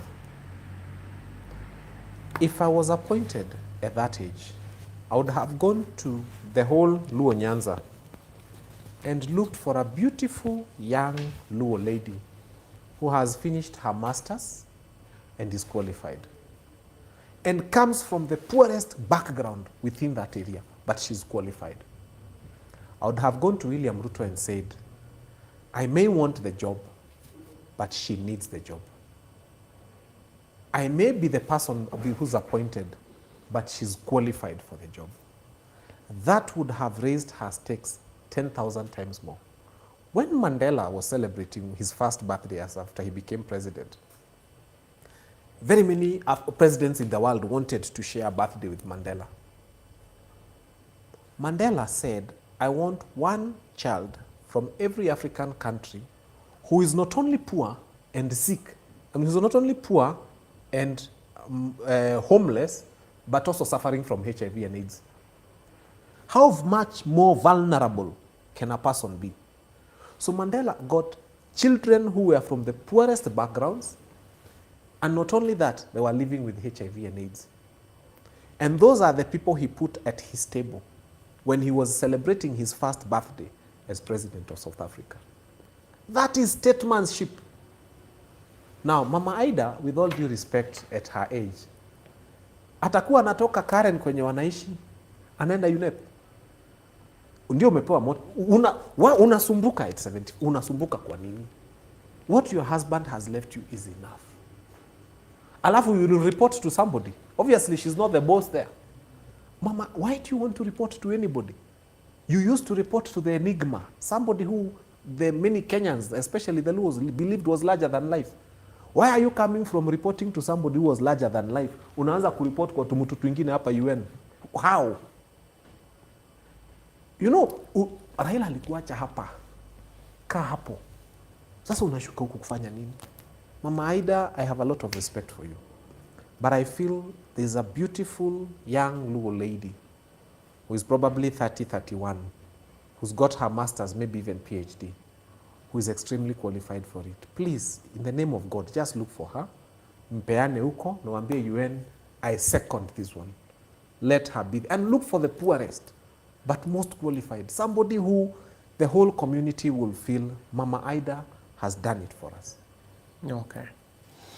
Watch how we wrap it up from there, because we've tried to touch a little bit of the state of the nation. We've tried a little bit of the ODM side. We've tried a little bit of education. We've gone to Singapore kidogo. Tumekuja kidogo kwa United Opposition pia. We can't tackle everything today, but definitely I'll call you back so that we tackle some much more of these topics. I'm coming up next with Majembe. This has been Mheshimiwa Fanya Mambo Kinuthia, and I want you to take this last minute or so to talk to your people. Wale wa Dagoretti South, waongeleshe wako hapa na Kenyans at large. Thank you. I think to start with, I would like to tell the people of Dagoretti South that it would be an incredible honor if you gave me a chance to serve you. Kura wailazimishwi, kura inaombwa, na mimi naomba. And I'll tell you, I may not be the best and the most qualified Kenyan to hold that seat. There are better Kenyans. But I mean well. I'm one person whose heart mkifungua, you will see, I mean well. My life has been a living sacrifice for you. And I have spoken for Kenyans when it was convenient to receive money and refuse to speak. I mean, there's money being offered left, right, and center. And I have chosen my people over my stomach, and I'll continue to do so. So what would Dagoretti, really, if we had an opportunity to serve you, you would see a difference. Kenyans at large, I know niko na support sana and a lot of love. Kenyans in Germany, Kenyans in Britain, Kenyans in the US, Kenyans in Canada. They call me all the time, they text me. And I can tell you I'll not be a disappointment. But most finally, kuna wale watu wamekuwa kisema, Fanya Mambo ukifika huko, mnabadilikanga. And it's a question I need to answer. Ati sasa hauchukui simu, ati sasa unaenda unanunuliwa. I'd like to answer you this way. You cannot say that you're not going to marry one man because your ex was a bad person. Don't judge me by the standards of your ex. We are different. And also, sahi, I don't have your mandate. Amjanichagua bado na nimekataa kununuliwa. Si mnajua wananunuliwa left, right, and center. Somebody who had common sense tomorrow is busy singing tutam. If I can't be bought now that I don't have your mandate, and now that I'm broke, by this, I drive an old car around, people know. Why would I want to sell you when I already have your mandate? The need for money is higher now than then. I think it's about principle. Watu wa Kenya tutaenda mbali pamoja. And most importantly, ukipatana na mtu wa tuta, usimchukie. Don't show them hate. I have come to accept that some of them are going through a season that wengine hata hawajui nini nawaelekea. Talk to them nicely. Try to show them where they are wrong. Give up on the president. Whether stop insisting with him, ati unampigia kelele, unamwambia anafanya vibaya. Some of us have accepted William Ruto will not change. Let's not make noise at him. By the way, atashikwa na stress bure. Let us talk to his supporters and tell his supporters, I think you guys are in the wrong bus. Those are the people we need to convince, and we shall convince them with love. We shall be persuasive. We shall be nice to them, and with time watakuja. Hii kitu ilazimishwi. Tutakuja pole pole and it will happen. And thank you, Obinna, for having me on the show for the first time. Karibu. You will judge based on what the viewers will tell you. Okay. If they tell you they want me back, I'll come back. If they tell you they don't want me back, We will not call you back. Yes. Yeah, but don't call us, we'll call you. So now we're wrapping up the poll, the video. Malize yo poll weke hapo kwenye screen. We've had 862 votes now. Two term is at 21%, one term is at 79%. So namalizia poll hapo. The video umemalizia? Iweke kwenye screen. For the ones who've taken their time to vote over there, asante sana. For wale wamekuwa wamesema mimi sitajisumbua hivyo ndo venye inakuanga, alafu baadaye mnataka kucomplain, mnasema unajua tulifanya nini na nini na nini na nini. Remember, your vote is your voice. Thank you so much for watching this particular one. Remember to comment, like and subscribe. Maze, if you have not commented, come on man, what are you doing? And this February we are doing something special. I'm delivering love for you. You remember the thing I do for apologies? Yes, I still do it. If you want to apologize to someone, you let me know and apologize on your behalf. Now we are adding love on it. If you want to tell somebody a love message, kuna mtu unataka kuna kama zawadi unataka kapelekwe, whatever, I'm getting to do that for you. I can go with Pamela, I can go with Dapperman, I can go with Jackie Ogaga, I can go alone. We can send Dapperman alone, Pamela or whoever. You just send us an email, tvobinna@gmail.com. Tuambie ni aje Obinna, kuna mtu nimemnoki mazeni nini, endo mwambie hivi story ya mapenzi, alafu sitakuwa na kupanga. Alrighty, I'm seeing you guys in a short while with the next guest. That is Majembe Mandondi Shasha. Wacha kuja hapa pige manini nini tuone kunaendaje. I'll see you guys on the other side. Thank you.